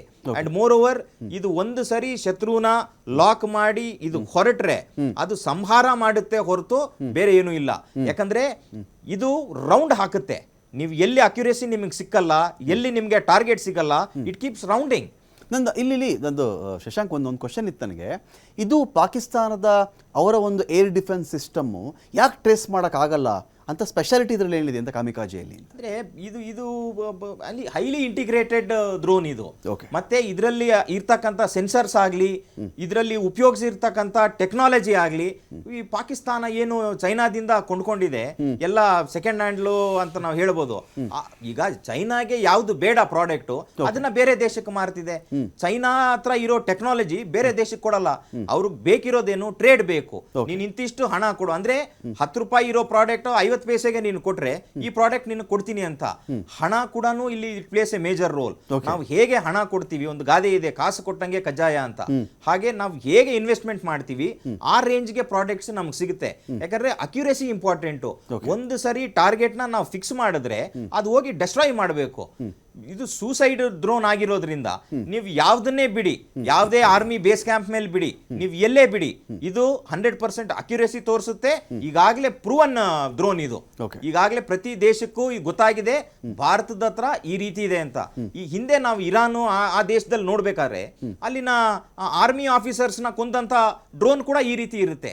ಅದು ಮೋಷನ್ ಡಿಟೆಕ್ಟ್ ಮಾಡಿಕೊಂಡು ನೋಡಿಕೊಂಡು ಏರಿಯಲ್ ವ್ಯೂ ನೋಡಿ ವೆಯ್ಟ್ ಮಾಡಿ ತನ್ನನ್ನು ತಾನು ಸೂಸೈಡ್ ಮಾಡ್ಕೊಳ್ಳೋಂಥ ಡ್ರೋನ್ಸ್ ಈ ಡ್ರೋನ್ ಆಗಿದೆ. ಫೈನ್. ಈಗ ವೆಂಕಟೇಶ್ ನಾಯ್ಕ ಅವರೇ, ಇದೇ ಕಾಮಿಕಾಜೆ ಬಗ್ಗೆ ನಾವು ಮಾತಾಡೋದಾದರೆ, ಅಂದರೆ ಚೈನಾ ಹೇಗೆ ಅಂತ ಹೇಳಿದ್ರೆ, ಸಪೋಸ್ ಒಂದು ಎಕ್ಸಾಂಪಲ್ಗೆ ಹೇಳ್ತಾ ಇದ್ದೀನಿ, ನಾನು 5G ಫೋನ್ ಇಟ್ಕೊಂಡು ಅಥವಾ ಅಲ್ಲೇನೋ 10G ಫೋನ್ ಎಲ್ಲ ಬಂದಿದೆ ಅಂತ ಮಾತಾಡ್ತಾ ಇದ್ದಾರೆ. ತಾನು 10G ಫೋನ್ ಇಟ್ಕೊಂಡು 2Gನೋ 3Gನೋ ಆ ಫೋನ್ನ ಬೇರೆಯವ್ರಿಗೆ ಮಾರ್ಬಿಡೋದು ಅಂತ, ಆ ಥರ ಕಥೆನ ಚೈನಾದು ಅಂತ? Yes definitely. ಇದೇನಂತಂದ್ರೆ ಅವರಿಗೆ ರಿಜೆಕ್ಟೆಡ್ ಮಾಲ್ ಏನಂತಂದ್ರೆ ಯಾರು ಡೆಸ್ಪರೇಟ್ ಇರ್ತಾರೆ ಅವ್ರಿಗೀಗ ಏನಂತಂದ್ರೆ ಅವರು ಸಸ್ತಾ ಮಾಲ್ ಅವ್ರಿಗೆ ಏನಪ್ಪ ಅಂದ್ರೆ ಇದರಲ್ಲಿ ವಾರ್ಫೇರ್ ಎಕ್ವಿಪ್ಮೆಂಟ್ ಇರ್ಬೋದು, ಡ್ರೋನ್ಸ್ ಇರ್ಬೋದು, ಏರ್ ಡಿಫೆನ್ಸ್ ಸಿಸ್ಟಮ್ ಇರ್ಬೋದು. ಈಗೆಲ್ಲ ನಾವೆಲ್ಲ ಇವತ್ತು ಒಂದು ಗಂಟೆಯಲ್ಲಿ ನಾವು 2 ಚರ್ಚೆ ಮಾಡಿದ್ವಿ, ಏನಂತಾರೆ S-400 ಮತ್ತು ಇದು ಡ್ರೋನ್ ಬಗ್ಗೆ. ಇದನ್ನು ಜಸ್ಟ್ ಅಂದರೆ ನಾವು ಈಗ ಟೆಕ್ನಾಲಜಿ ಬೇಸ್ಡ್ ವಾರ್ಫೇರ್ ಇದೆ, ಎಷ್ಟು ಸಫಿಸ್ಟಿಕೇಟೆಡ್ ವಾರ್ಫೇರ್ ಇದೆ, ವಾರ್ಫೀಲ್ಡ್ ಎಷ್ಟು ಡಿಜಿಟಲ್ ಆಗಿದೆ. ಒಂದು ಕಂಪೇರ್ ಮಾಡ್ಬೇಕಂದ್ರೆ 71ದಾಗ ಒಂದು ಇನ್ಸಿಡೆಂಟ್ ಹೇಳ್ತೀನಿ. ಇದು ಏನಪ್ಪ ಅಂದ್ರೆ 3 aircrafts take off from Tezpur. ಅವ್ರ ಟಾರ್ಗೆಟ್ ಏನಿತ್ತು, circuit house where governor and general Niazi is sitting there. ಅದು ಟಾರ್ಗೆಟ್ ಏನಪ್ಪ ಅಂದ್ರೆ circuit house is the target ಅಂತ ತಿಳ್ಕೊಂಡು ಅವಾಗಿಂದ ಟೆಕ್ನಾಲಜಿ ಇಷ್ಟು ಮುಂದುವರೆದಿದ್ದಿಲ್ಲ. ಅವು ಪೇಪರ್ ಮ್ಯಾಪ್ಸ್ ಇರ್ತದ್ದು, ಕೋಆರ್ಡಿನೇಟ್ಸು, GPS ಆ ಟೈಮ್ದಲ್ಲಿ ಎಷ್ಟು ಇತ್ತು, ಟೆಕ್ನಾಲಜಿ ಅಷ್ಟೇ ಇತ್ತು. ಬಟ್ ಅವ್ರು ಆನ್ ಫ್ಲೈಟ್ ಅಂದ್ರೆ they were heading from Tezpur to Dhaka. When they were in mid, ಅದರಲ್ಲಿ ಒಬ್ಬ ಸೀನಿಯರ್ ಪೈಲಟ್ ಅಂದ್ರೆ is the one who is coordinating. ಅವ್ರಿಗೆ ಒಂದು ಇನ್ಫಾರ್ಮೇಶನ್ ಬರ್ತದ, no target is changed, instead of circuit house it is governor house ಅಂತ. ಅಯ್ಯಯ್ಯೋ, okay. So ಇದನ್ನ ಏನಪ್ಪ ಅಂದ್ರೆ ರೆಸ್ಟ್ ಆಫ್ ದ ಪೈಲಟ್ಸ್ಗೆ ಹೇಳ್ಬೇಕಾದ್ರೆ ಇದು ಎಲ್ಲ ಇಂಟರ್ಸೆಪ್ಟ್ ಮಾಡೋದು ಅವಾಗ ಏನಪ್ಪ ಅಂದ್ರೆ ರೇಡಿಯೋ ಮೆಸೇಜ್ದಿಂದ ಇಂಟರ್ಸೆಪ್ಟ್ ಮಾಡ್ತದೆ. ನೀವು the moment you speak others will intercept. Okay. ಅದು ಏನಂತಂದ್ರೆ ಹಿ ಡಸಂಟ್ ರಿವೀಲ್ ಏನಪ್ಪ ಅಂದ್ರೆ ಈಗ target is not circuit house, target is actually governor house ಅಂತ ರಿವೀಲ್ ಮಾಡಲಿಲ್ಲ, ರೇಡಿಯೋ ಸೆಟ್ದಲ್ಲಿ ಮಾತಾಡಲಿಲ್ಲ. He only said that you just follow me ಅಂತ. ಓಕೆ. ಅಂದ್ರೆ ಈಗ ಬೈ ಚಾನ್ಸ್ ಇವ್ರಿಗೆ ಏನಂತಂದ್ರೆ ಟಾರ್ಗೆಟ್ ಗವರ್ನರ್ ಹೌಸ್ ಆಗ್ತದಂದ್ರೆ ದೇ ವುಡ್ ಹವ್ ಏನಪ್ಪ ಅಂದ್ರೆ taken anti some measures. Okay. He only said you follow me ಅಂತ ತಿಳ್ಕೊಂಡು they go and bomb the governor house in which governor Malik was there and senior generals were there. Okay. That is the time governor ಏನಪ್ಪ ಅಂದ್ರೆ I resign here by ಅಂತ ತಿಳ್ಕೊಂಡು ಬರೆದು ಬಿಡ್ತಾನೆ. ಅಂದ್ರೆ ನಾವು ಐ ಗೇವ್ ದಿಸ್ ಎಕ್ಸಾಂಪಲ್. ಎಷ್ಟು crude technology ಇತ್ತು ಆ ಟೈಮ್ದೂ ಯುದ್ಧ ಆಯಿತು. ಈಗ ಏನಪ್ಪ ಅಂದ್ರೆ ಹೈಲಿ ಸಫಿಸ್ಟಿಕೇಟೆಡ್ ಏನಪ್ಪ ಅಂದ್ರೆ ಎಲೆಕ್ಟ್ರಾನಿಕ್ ವಾರ್ಫೇರ್ದಲ್ಲಿ ಇದ್ದೀವಿ. ಓಕೆ. ಸೊ ಇದೇನಂತಾರೆ ಸ್ಟಾರ್ ವಾರ್ಸ್, ಸೈಬರ್ ವಾರ್ಸ್ ಆ ಸಿಸ್ಟಮ್ದಲ್ಲಿ ಬಂದೀವಿ. ಸೊ ಎಷ್ಟು ಫೈನ್ ಟೆಕ್ನಾಲಜಿ, ಎಷ್ಟು ದುಡ್ಡು ಹಾಕ್ತಾರೆ ನೀವು, ಅಷ್ಟು ನಿಮಗೆ ಏನಪ್ಪ ಅಂದ್ರೆ country is in the safe hands of the equipment. Correct. ಮತ್ತಷ್ಟು ಮಾತಾಡ್ತೀನಿ ವೆಂಕಟೇಶ್ ನಾಯ್ಕ ಅವರೇ, ಶಶಾಂಕ್ ಅವರೇ ಮತ್ತು ಸುನಿಲ್. ಮತ್ತಷ್ಟು ವಿಷಯಗಳಿದೆ ಇಲ್ಲಿ ಮಾತನಾಡಲಿಕ್ಕೆ. ಈ ವಾರ್ಫೇರ್ ಹೇಗೆ ಚೇಂಜ್ ಆಗಿದೆ ಇವತ್ತಿನ 2025 ಕಾಲಘಟ್ಟದಲ್ಲಿದ್ದೀವಿ. ಯುಕ್ರೇನ್ ರಷ್ಯಾ ವಾರ್ ನೋಡ್ತಾ ಇದ್ದೀವಿ, ಈ ಕಡೆ ಇಸ್ರೇಲ್. ಶಶಾಂಕ್ ಅವ್ರನ್ನ ಒಂದು ಮಾತು ಕೇಳಬೇಕಾಗಿತ್ತು. ಶಶಾಂಕ್, ಈಗ ಇನ್ನೊಂದು ಕಡೆ ಇದು ಒಂದು ಕಡೆ ನಮ್ಮ ಬಳಿ ಎಂತೆಂಥ ಆಯುಧಗಳಿದೆ, ಅವ್ರ ಬಳಿ ಏನಿದೆ ಅಂಥೇಳಿ. ಇಂಡಿಯಾ ಒಂದು ಕಡೆ ಒಂದು ಸ್ಟೇಡಿಯಮಲ್ಲಿ ಮ್ಯಾಚ್ ಆಡ್ತಾ ಇದೆ. ಸ್ಟೇಡಿಯಂ 6 ಹೊಡೆದ್ರೆ 6 ಅದು, ಬೌಂಡ್ರಿ ಹೊಡೆದ್ರೆ ಬೌಂಡ್ರಿನೇ. ಬಟ್ ಪಾಕಿಸ್ತಾನದ ಕಥೆ ಏನಾಗಿದೆ ಅಂತ ಹೇಳಿದ್ರೆ, ನೆಟ್ ಪ್ರಾಕ್ಟೀಸ್ ಮಾಡ್ದಂಗೆ ಅವ್ರು ಏನೇನೇ ಮಾಡ್ತಾ ಇದ್ರು ಕೂಡ ಆ ನೆಟ್ ಒಳಗಡೆನೇ ಎಲ್ಲ ಶಾಟ್ಸ್ ಇದೆ ಅವ್ರದ್ದು. ಲೈಕ್ ಆ ನೆಟ್ ಕಟ್ಟಿರೋದೇ ಭಾರತ ಅಂತ. ಭಾರತ ತನ್ನ ಗಡಿ ಉದ್ದಕ್ಕೂ ಗಡಿಗುಂಟ ನೆಟ್ ಕಟ್ಕೊಂಡಿದೆ. ಈ ನೆಟ್ ಯಾವುದು ಅಂದರೆ ನಾವು ಹೇಳ್ತಾ S-400 ಅಥವಾ ಸುದರ್ಶನ ಚಕ್ರ ಅಂತ ಮಾತಾಡ್ತಾ ಇದ್ದೀವಲ್ಲ, ಹಾಗಾಗ್ತಾ ಇದೆ ಅಂಥೇಳಿ. ಇದರ ಆಚೆಗೆ ಏನು ಇನ್ನೂ ಓಲ್ಡ್ ಸ್ಟ್ರಾಟಜಿಗಳಲ್ಲೇ ಪಾಕಿಸ್ತಾನ ಬಿದ್ದು ಒದ್ದಾಡ್ತಾ ಇದೆಯಾ ಅಂತ? ಅಂದರೆ ಪಾಕಿಸ್ತಾನಕ್ಕೆ ಅರ್ಥನೇ ಆಗಿಲ್ಲ ಭಾರತ ದೇಶ ಎಷ್ಟು ಮುಂದೆ ಇದೆ, ಟೆಕ್ನಾಲಜಿ ವೈಸ್, ಟೆಕ್ನಿಕಾಲಿಟಿ ವೈಸ್ ಎಷ್ಟು ಉತ್ತುಂಗಕ್ಕೆ ಭಾರತ ದೇಶ ಹೋಗಿದೆ ಅಂತ. ನೋಡಿ, ನಮ್ಮ ದೇಶದಲ್ಲಿ we are like Young nation. ಪ್ರತಿಯೊಬ್ಬರು ಒಂದು ಸ್ಟಾರ್ಟಪ್ ಆಗಲಿ ಇನ್ನೊಂದಾಗಲಿ ನಾವು ಇನ್ವೆನ್ಷನ್ ಕಡೆ ಭಾರತ ದೇಶ ಹೋಗ್ತಿದೆ. ಇವ್ರಿಗೆ ಪಾಕಿಸ್ತಾನಕ್ಕೆ ಭಾರತ ದೇಶಕ್ಕೆ ಹೋಲಿಕೆನೇ ಮಾಡಬಾರ್ದು. ಇನ್ವೆನ್ಷನ್ ಯಾವ ರೇಂಜ್ಗಿದೆ ಅಂದರೆ, ಒಂದು ಶತ್ರು ದೇಶ ಇವತ್ತು ಭಾರತದ ಕಡೆ ತಿರುಗಿ ನೋಡ್ಲಿಕ್ಕೂ ಭಯ ಆಗಬೇಕು. ಯಾಕಂದ್ರೆ ನಮ್ಮಲ್ಲಿರುವಂಥ ಫೈಟರ್ ಜೆಟ್ಸು ಆಕಾಶದಲ್ಲಿ ಈಗ ಯುದ್ಧ ನಡೀತಾ ಇರೋದೇ ಆಕಾಶದಲ್ಲಿ. ಸೊ ಏರ್ ಅಟ್ಯಾಕ್ಸೇ ಜಾಸ್ತಿ ಆಗೋದು. ರಫೇಲ್ ಏನಿದೆ, ಇದೊಂದು ದೊಡ್ಡ ಹಾರಾಡೋ ಹಕ್ಕಿ. ಇದು ಈ ಹಕ್ಕಿನ ಹಿಡಿಲಿಕ್ಕಾಗಲ್ಲ, ಹೊಡಿಲಿಕ್ಕಾಗಲ್ಲ. ಮೇಜರು ಅದಿದೆ. ಅಂಡ್ ಮೋರ್ ಓವರ್ JF-17ಗೂ ನಮ್ಮ ರಫೇಲ್ಗೂ ಹೋಲಿಕೆನೆ ಮಾಡ್ಲಿಕ್ಕಾಗಲ್ಲ. ನಮ್ಮ ರಫೇಲ್ ಟರ್ನಿಂಗ್ ರೇಡಿಯಸ್ ಇದೆ ಅಲ್ಲ, ಯಾವುದೇ ಒಂದು ಫೈಟರ್ ಜೆಟ್ ಏನಿದೆ ಆಕಾಶದಲ್ಲಿ ಹಾರಾಡಬೇಕಾದ್ರೆ ಹಿಂದೆ ಯಾವ್ದಾದ್ರು ಒಂದು ಮೋಷನ್ ಸೆನ್ಸರ್ ಡಿಟೆಕ್ಟ್ ಆದ್ರೆ, ಇಲ್ಲ IR ಡಿಟೆಕ್ಟ್ ಆದ್ರೆ 100% ಅದರಿಂದ ತಪ್ಪಿಸ್ಕೊಬೇಕು. ಇಲ್ಲ ಯಾವ್ದಾದ್ರು ಒಂದು ಮಿಸೈಲ್ ಲಾಂಚ್ ಆದ್ರೆ ತಪ್ಪಿಸ್ಕೊಬೇಕು. So turning radius important. Turning radius ಎಷ್ಟಿದೆ? JF-17 ಎಷ್ಟಿದೆ? ನಮ್ಮ ರಫೇಲ್ದೆ ಹೆಂಗಿದೆ? ಸೊ ಟೆಕ್ನಾಲಜಿ ಈಗ plays a major role. Land army ಏನಿದೆ, ಲ್ಯಾಂಡ್ ಆರ್ಮಿ ಅವ್ರ ಕೆಲಸ ಬಾರ್ಡರ್ ಏರಿಯಾದಲ್ಲಿ ಅವ್ರು ಮಾಡ್ತಿದ್ದಾರೆ. ಈಗ ಓಷಿಯನ್ ಅಲ್ಲಿ ನಮ್ಮ INS ವಿಕ್ರಾಂತ್ ಏನ್ ಮಾಡಬೇಕು, ವಾರ್ಶಿಪ್, ಆ ವಾರ್ಶಿಪ್ ಆ ಕೆಲಸ ಅದ್ ಮಾಡ್ತಿದೆ. ನಮ್ಮ ಪ್ಲಾನಿಂಗ್ ಅಂಡ್ ಸ್ಟ್ರಾಟಜಿ ಏನಿದೆ, ಇದು ಬ್ಯೂಟಿಫುಲ್ ಪ್ಲಾನಿಂಗ್ ಅಂಡ್ ಸ್ಟ್ರಾಟಜಿ. ಅದರಿಂದ ದೇಶದ ಪ್ರಧಾನಿ ಯಾವಾಗ ಫ್ರೀ ಹ್ಯಾಂಡ್ ಕೊಟ್ಟು ನಿಮಗೆ ಯಾವ ಎಕ್ವಿಪ್ಮೆಂಟ್ ಬೇಕು, ಯಾವಾಗ ದಾಳಿ ಮಾಡ್ತೀರಿ, ಯಾವ್ದ್ರ ಮೇಲೆ ದಾಳಿ ಮಾಡ್ತೀರಿ, ಯು ಡಿಸೈಡ್ ಅಂತ ಫ್ರೀ ಹ್ಯಾಂಡ್ ಕೊಟ್ಟಾಗ ಇಷ್ಟು ಅಕ್ಯುರೇಟ್ ಆಗಿ ನಾವು ರಿಸಲ್ಟ್ ಕೊಡ್ತಾ ಇದೀವಿ. ನಮ್ಮಲ್ಲಿರೋ ಟೆಕ್ನಾಲಜಿ, ಟೆಕ್ನಿಕಾಲಿಟಿ ಇಡೀ ಪ್ರಪಂಚಕ್ಕೆ ನಾವು ತೋರಿಸ್ತಾ ಇದೀವಿ. ಒಂದು DRDO ತಗೊಳ್ಳಿ, ಒಂದು ಇಸ್ರೋ ತಗೊಳ್ಳಿ. ISRO also plays a major role. ಯಾಕೆ satellite plays a major role. ಈಗ ಡ್ರೋನ್ ನೀವು ಏನ್ ಹೇಳಿದ್ರಿ, ಡ್ರೋನ್ ಆಗ್ಲಿ, modern equipment, laser guns, next laser guns. So ಹೀಗೆ ನಾವು ಕಾಂಪೀಟ್ ಮಾಡ್ತಾ ಹೋಗ್ತಿದ್ದಂಗೆ ಸಾಕಷ್ಟು ಮಾಡರ್ನ್ ವೆಪನ್ಸ್, ಮಾಡರ್ನ್ ನಾವು ಕೇಳೇ ಇರಲ್ಲ, ಅದನ್ನ ಯೂಸು ಮಾಡಿರಲ್ಲ. ಅಂತದೆಲ್ಲ ಈಗ ನಮಗೆ ಸಮಯ ಇದೆ, ಬೇರೆ ದೇಶಕ್ಕೆ ನಾವು ತೋರಿಸ್ಕೊಡ್ತಾ ಇದೀವಿ. ಮೇಡ್ ಇನ್ ಇಂಡಿಯಾ ಪ್ರಾಡಕ್ಟ್ಸ್ ಯಾವ ರೇಂಜ್ ಅಲ್ಲಿ ಇದೆ, ಎಷ್ಟು ಅಕ್ಯುರೇಟ್ ಆಗಿದೆ. ಯಾಕೆ ಸಾಕಷ್ಟು ದೇಶ ಇಂಡಿಯಾನ ಅಬ್ಸರ್ವ್ ಮಾಡ್ತಿದೆ. ಇಂಡಿಯಾ ಈಗಾಗಲೇ ಚಂದ್ರನ ಮೇಲೆ ಬಾವುಟ ಹಾರಿಸಿರುವಂತ ದೇಶ. ಯಾವುದೋ ಒಂದು ದೇಶ ತನ್ನ ಬಾವುಟದ ಮೇಲೆ ಚಂದ್ರ ಇರುವಂತ ದೇಶ. ಸೊ ಇದ್ರ ಇಬ್ಬರ ಮಧ್ಯೆ ಏನಾಗಬಹುದು, ಏನು ಹೊರಗಡೆ ಬರ್ಬೋದು ಅಂತ ಪ್ರತಿಯೊಬ್ರು ಕಾಯ್ತಿದ್ದಾರೆ. ಎಲ್ಲಾ ಸ್ನೇಹಿತರೆ, ಆದ್ರೆ ಸಮಯ ಸಂದರ್ಭ ನೋಡಿ ಸ್ನೇಹಿತರಾಗ್ತಾರೆ. ಸೊ ನಮ್ಮ ಟೆಕ್ನಾಲಜಿ ಮೇಡ್ ಇನ್ ಇಂಡಿಯಾ. ನಾವು ಈ ಹಿಂದೆ ಬೇರೆ ಯಾರೋ ಮೇಲೆ ಡಿಪೆಂಡ್ ಆಗ್ತಿದ್ವಿ. ಬೇರೆ ದೇಶ ನಮ್ಗೆ ಎಕ್ವಿಪ್ಮೆಂಟ್ ಕೊಡುತ್ತೆ, ಆರ್ಮರ್ಸ್ ಕೊಡುತ್ತೆ ನಮ್ಗೆ ಅಂತ. ಆ ಪರಿಸ್ಥಿತಿ 2025 ಇದು ಭಾರತ ದೇಶದ ಮುಂದೆ ಇಲ್ಲ. ನಮ್ಮಲ್ಲೇ ಈಗ BL ಇದೆ, BL ಆಕಾಶು ವಂಡರ್ಫುಲ್ ಜಾಬ್ ಮಾಡ್ತಿದೆ. ಈಗ ನಮ್ಮಲ್ಲೇ ತಯಾರು ಮಾಡುವಂತ ಮೇಡ್ ಇನ್ ಇಂಡಿಯಾ ಪ್ರಾಡಕ್ಟ್ಸ್ ನ ನಾವು 100% ಈ ವಾರ್ಫೇರ್ ಅಂತ ಏನ್ ಹೇಳ್ತಿದೀವಿ, ಈ ಮಾಡರ್ನ್ ವಾರ್ ಅಲ್ಲಿ 100% ಇನ್ನ ಸರ್ಪ್ರೈಸಿಂಗ್ ಎಲಿಮೆಂಟ್ಸ್ ಇದೆ. ಇದೆಲ್ಲ ನಾಳೆ ದಿನ ಕೇಳ್ತಿದ್ರೆ ನೋಡ್ತಿದ್ರೆ ಈ ರೀತಿಯಾದಂತ surprise elements, surprise material, army materials, military materials ಭಾರತದ ಹತ್ರ ಇತ್ತ ಅಂತ ಬೇರೆ ದೇಶ ಆಶ್ಚರ್ಯದಿಂದ ನೋಡೋ ಸಂದರ್ಭ ಇದಾಗಿದೆ. ಫೈನ್. ವೆಂಕಟೇಶ್ ನಾಯ್ಕ್ ಸರ್, ಯಾವಾಗಲೂ ಹಾಗೇನೆ ಪೋಖ್ರಾನ್ನು ನಾವು ಅಣು ಪರೀಕ್ಷೆಯನ್ನು ಮಾಡಿ ಭಾರತ ಇಡೀ ಜಗತ್ತಿಗೆ ಹೇಳೋವರೆಗೂ ಗೊತ್ತಾಗಿರಲಿಲ್ಲ ಅಂತ ಹೇಳಿ ಅಮೆರಿಕ ಎಷ್ಟೋ ವಿಚಾರ ಪತ್ತೆ ಹಚ್ಚಿಬಿಡುತ್ತೆ, ಇಲ್ಲಾದರೂ ಅಣು ಪರೀಕ್ಷೆ ಮಾಡೋಕ್ಕೆ ತಯಾರು ಮಾಡ್ಕೊಳ್ತಾ ಇದ್ದಾರೆ ಅಂಥೇಳಿ ತನ್ನ ಸ್ಯಾಟಲೈಟ್ ಮೂಲಕ ಕಂಡು ಹಿಡಿತಾ ಇತ್ತು. ಸ್ಯಾಟಲೈಟ್ಗಳು ಭೂಮಿ ಸುತ್ತ ಗಸ್ತು ಹೊಡಿತಾ ಇರ್ತವಲ್ವಾ, ಆ ಗಸ್ತು ಹೊಡಿಬೇಕಾದ್ರೆ ಭಾರತದ ಮೇಲೆ ಇಲ್ಲದಂಥ ವೇಳೆಯಲ್ಲಿ ಭಾರತ ಅಣು ಪರೀಕ್ಷೆಯನ್ನು ಮಾಡಿ ಆಮೇಲೆ ನಾನು ಮಾಡಿದ್ನಪ್ಪ ಅಂತ ಹೇಳ್ಕೊಂಡಿದ್ದು. ಈ ಮಕ್ಕಳು ಈ ದೀಪಾವಳಿ ಸಂದರ್ಭದಲ್ಲಿ ಮೊದಲು ಸಣ್ಣ ಪಟಾಕಿ ಹೊಡಿತಿರ್ತಾರೆ ಸರ್, ಚಿಕ್ಕ ಪಟಾಕಿ ಹೊಡಿತಿರ್ತಾರೆ. ದೀಪಾವಳಿ 2ನೇ ದಿನ ಇದು ಫೈನಲ್ ದಿನ ಕಂಡ್ರು ಅಂದಾಗ ಜೋರು ಪಟಾಕಿ ಹಚ್ತಾರೆ ಸರ್, ಅವಾಗ ತುಂಬ ಶಬ್ದದ್ದು. ಆ ಥರ ಇದೆಯಾ, ಭಾರತ ರೆಡಿ ಮಾಡಿ ಇಟ್ಕೊಂಡಿದ್ಯಾ ಈಗ ಅಂತ? Yes definitely. ಯಾಕಂತಂದರೆ ಇದು ಫಸ್ಟ್ ನಮ್ಮದು ಅಟೋಮಿಕ್ ಏನಪ್ಪ ಅಂದರೆ ಟೆಸ್ಟ್ ಆದದ್ದು 1974ದಲ್ಲಿ. ನೆಕ್ಸ್ಟ್ ಆದದ್ದು ಏನಂತಂದರೆ ಅಟಲ್ ಬಿಹಾರಿ ವಾಜಪೇಯಿ ಪ್ರಧಾನಮಂತ್ರಿ ಪೋಖ್ರಾನ್ದಲ್ಲಿ. ಸೊ ಪೋಖ್ರಾನ್ದಲ್ಲಿ ಎಲ್ಲ ಸೈಂಟಿಸ್ಟು ಇನ್ಕ್ಲೂಡಿಂಗ್ ಅಬ್ದುಲ್ ಕಲಾಂ ಅವರೆಲ್ಲ ಏನಂತಂದ್ರೆ ಭಾಳಷ್ಟು ಸೆಕ್ಯೂರಿಟಿವ್ ಆಗಿ ಇದನ್ನೊಂದು ಮಿಲಿಟರಿ ವೆಹಿಕಲ್ದಲ್ಲಿ ಇದ್ರದ್ದು ಎಕ್ವಿಪ್ಮೆಂಟು ಪಾರ್ಟ್ಸ್ ಇದನ್ನೇನಪ್ಪ ಅಂದ್ರೆ ಕ್ಯಾರಿ ಮಾಡ್ತಿದ್ರು. ಅವರು ಸ್ವಂತ ಯೂನಿಫಾರ್ಮ್ ಹಾಕ್ಕೊಂಡಿದ್ದರು. ಅಲ್ಲಿ ರಾಜಸ್ಥಾನದಲ್ಲಿ ಒಂಥರ ಎಕ್ಸರ್ಸೈಸ್ ಏನೋ ಕ್ಯಾರಿ ಔಟ್ ಮಾಡ್ತಾ ಇದ್ದಾರೆ ಅಂತಕ್ಕೊಂದು ಎಲ್ಲ ಸೈಂಟಿಸ್ಟು ಇದರ ಅಸೋಸಿಯೇಟೆಡ್ ಟೆಸ್ಟ್ದಲ್ಲಿ ಯಾರು ಸೈಂಟಿಸ್ಟ್ ಇದ್ದರು ಎಲ್ಲರೂ ಕಂಬ್ಯಾಟರ್ಸಲ್ಲೇ ಇರ್ತಿದ್ರು. But on the day of test actually ಇದು ತಯಾರಾದದ್ದು PV ನರಸಿಂಹರಾವ್ ಟೈಮ್ದಲ್ಲೇ ಟೆಸ್ಟಿಗೆ ಏನಪ್ಪ ಮಾಡ್ಬೋದಾಗಿತ್ತು. ಬಟ್ ಅವೆಲ್ಲ ಸ್ಯಾಂಕ್ಷನ್ಸ್, US ಸ್ಯಾಂಕ್ಷನ್ಸು, UN ಸ್ಯಾಂಕ್ಷನ್ಸ್ಗೆ ಸ್ವಲ್ಪ ಏನಪ್ಪ ಅಂದ್ರೆ ಆರ್ಥಿಕ ಪರಿಸ್ಥಿತಿ ಹೊಡೆದು ಕೊಡ್ತಂತ ಸ್ವಲ್ಪ ಹಿಂಜರಿದ್ರು PV ನರಸಿಂಹರಾವ್. ಸೊ ಈ ಒಂದು ನ್ಯೂಕ್ಲಿಯರ್ ಪ್ರೋಗ್ರಾಮು ಅಟಲ್ ಬಿಹಾರಿ ವಾಜಪೇಯಿಗೆ ರೆಡಿ ಆನ್ ದ ಪ್ಲೇಟ್ ಸಿಗ್ತದೆ. ಬಟ್ ಅದನ್ನು ಎಕ್ಸ್ಪ್ಲೋರ್ ಮಾಡೋದಕ್ಕೆ, ಅದನ್ನು ಪರೀಕ್ಷಣೆ ಮಾಡೋದಕ್ಕೆ ಧೈರ್ಯನೂ ಬೇಕು. ಯಾಕಂದರೆ ಸಬ್ಸಿಕ್ವೆಂಟ್ ವರ್ಲ್ಡ್ ಅಮೇರಿಕಾ ಆಗಲಿ UN ಆಗಲಿ ಯಾವ ಥರ ನೋಡ್ತಾರೆ, ಯಾವ ಥರ ಸ್ಯಾಂಕ್ಷನ್ ಮಾಡ್ತಾರೆ ತಿಕ್ಕೊಂದು. ಅವಾಗ ಇಲ್ಲಿ ಪೋಖ್ರಾನ್ದಲ್ಲಿ ಬ್ಲಾಸ್ಟ್ ಆಗಬೇಕಾದ್ರೆ ನಾವು ಡಿಸೆಪ್ಷನ್ ಎಲ್ಲಿ ಮಾಡಿಸಿದ್ವಿ, ಒರಿಸ್ಸಾ ಸಮ್ವೇರ್ ಅರೌಂಡ್ ಚಾಂದಿಪುರ್, ಅದರಲ್ಲಿ ಆಕ್ಟಿವಿಟಿ ತೋರಿಸ್ತಾ ಇದ್ವಿ. ಸೊ ಇವರೆಲ್ಲ ಸ್ಯಾಟಲೈಟ್ ಅಮೆರಿಕದವ್ರು ಎಲ್ಲ ಏನಪ್ಪ ಅಂದ್ರೆ they are train to test in the ocean ಅಂತ ತಿಕ್ಕೊಂಡು ಎಲ್ಲ ಅಲ್ಲಿ ಕಾನ್ಸಂಟ್ರೇಟ್ ಆದಾಗ ಇಲ್ಲಿ ಟೆಸ್ಟ್ ಮಾಡಿಬಿಟ್ಟಿದ್ವಿ ಆಲ್ರೆಡಿ. ಜಸ್ಟ್ ಲೈಕ್ ಇಲ್ಲಿ ಮಾಕ್ ಡ್ರಿಲ್ ಇಲ್ಲಿ ಆಗ್ತದಂತ ಇರೋದಕ್ಕಿಂತ ನೈಟ್ ಮೊದಲು ಅಲ್ಲಿ ಏನಪ್ಪ ಅಂತಂದ್ರೆ ಆಪರೇಷನ್ ಸಿಂಧೂರ್ ಆಗಿತ್ತು. ಆ type nothing but attention diversion ಮಾಡಿ ಅಮೆರಿಕದ ಮೂಗಿನ ಕೆಳಗಡೆ ನಾವು ಈ ಟೆಸ್ಟ್ ಮಾಡಿದ್ದೆ. ಯಾಕಂದ್ರೆ ಅಮೆರಿಕದ ಪ್ರೆಸಿಡೆಂಟ್ ಬಂದಿದ್ರು ಅವತ್ತು, ವಾಜಪೇಯಿ ಅವರು ಅವ್ರ ಜೊತೆ ಒಂದು ಟ್ರೀಟಿ ಸೈನ್ಗೆ ಕೂತಿರ್ತಾರೆ. ಆಗ ಪೋಖ್ರಾನ್ ಅಲ್ಲಿ ಈ ಟೆಸ್ಟ್ ಸಕ್ಸಸ್ಫುಲ್ ಅಂತ ಮೆಸೇಜ್ ಬರುತ್ತೆ.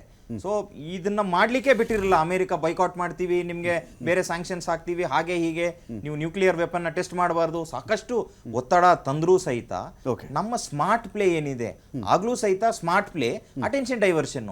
ಆ ಕೂಡಲೇ ಪಾಕಿಸ್ತಾನ ಮತ್ತೆ ಭಾರತದ ಗಡಿಯಲ್ಲಿ ಫೈರಿಂಗ್ ಶುರು ಆಗುತ್ತೆ. ಇಂಡಿಯಾ ಪಾಕಿಸ್ತಾನ ಯುದ್ಧ ಆಗುತ್ತೇನೋ ಅಂತ ಅಮೆರಿಕ ತನ್ನ ಸ್ಯಾಟಲೈಟ್ ನ ಅಲ್ಲಿ ವ್ಯೂಯಿಂಗ್ ಬಿಡುತ್ತೆ. So satellite plays a major role. ಅಮೆರಿಕದ ಮೂಗಿನ ಕೆಳಗಡೆ ನಾವು ಟೆಸ್ಟ್ ಮಾಡಿದ್ವಲ್ಲ, so it was a major victory for India. Fine. ಈಗ ಸುನಿಲ್, ನಾನಿಲ್ಲಿ ಅತ್ಯಂತ ಮುಖ್ಯವಾಗಿ ಈಗ ನೋಡಿ, ನಮ್ಮ ಕನ್ನಡದಲ್ಲಿ ಒಂದು ಮಾತಿದೆ, ಮನಸ್ಸಿನಂತೆ ಮಹಾದೇವ ಅಂತ ಹೇಳಿ. ಒಂದು ಕಡೆ ಮನಸ್ಸು ಒಳ್ಳೇದಿರಬೇಕು, ಅದಕ್ಕೆ ಒಳ್ಳೆ ಜನ ಸಿಗಬೇಕು, ಉದ್ದೇಶ ಒಳ್ಳೆಯದಿರಬೇಕು, ಹಣ ಜಮಾವಣೆ ಆಗಬೇಕು, ಪರಿಸ್ಥಿತಿ ಅನುಕೂಲಕರವಾಗಿರಬೇಕು. ಪಾಕಿಸ್ತಾನದಲ್ಲಿ ಶತ್ರು ದೇಶ ಅಂತ ಮಾತಾಡ್ತಾ ಇಲ್ಲ ನಾನು, ಯಾವತ್ತಿಗೂ ಅದರ ಇಂಟೆನ್ಷನ್ಸು ಮತಾಂಧತೆ, ಸುಮ್ಮನೆ ಬರೋದು. ಎಲ್ಲಿ ಇಂಡಿಯಾ ನೋಡಿ, ಯಾವತ್ತೇ ಆಗಲಿ ಇಂಡಿಯಾದೊಳಗಡೆ ಎಲ್ಲೋ ಬರೋದು, ಯಾರಿಗೋ ಒಂದು ಅಲ್ಲಿ ಯಾವುದೋ ತಾಜ್ಗೆ ನೀವು ಡ್ಯಾಮೇಜ್ ಮಾಡಿ ಹೋಗೋದು, ಇನ್ನೆಲ್ಲೋ ಬರೋದು, ಪಹಲ್ಗಾಮಿಗೆ ಬರೋದು, ಈ ಉದ್ದೇಶ ಇದೆಯಲ್ಲ, ಇದು ಯಾವತ್ತಿಗೂ ಸಫಲತೆ ಕಾಣಲ್ಲ. ಇದರೊಂದಿಗೆ ಆಯ್ತಪ್ಪ ಇವತ್ತು ನಾವು ಪಾಕಿಸ್ತಾನ ಮುಗಿಸೇ ಬಿಟ್ವಿ ಅಂದರೂ ಕೂಡ ಉಗ್ರವಾದ ಮುಗ್ದು ಹೋಗಲ್ಲ. ಯುದ್ಧದಲ್ಲಿ ಗೆದ್ದವನು ಸೋತವನು ಸತ್ತ ಅಂತ. ಗೆದ್ದವನು ಸೋತವನು ಸತ್ತ. ಫಾರ್ ಎಕ್ಸಾಂಪಲ್, ಇವತ್ತು ಯುಕ್ರೇನೇ ಗೆದ್ದು ಬಿಡಲಿ ಅಪ್ಪ, ಏನಿದೆ ಇವತ್ತು ಯುಕ್ರೇನಲ್ಲಿ?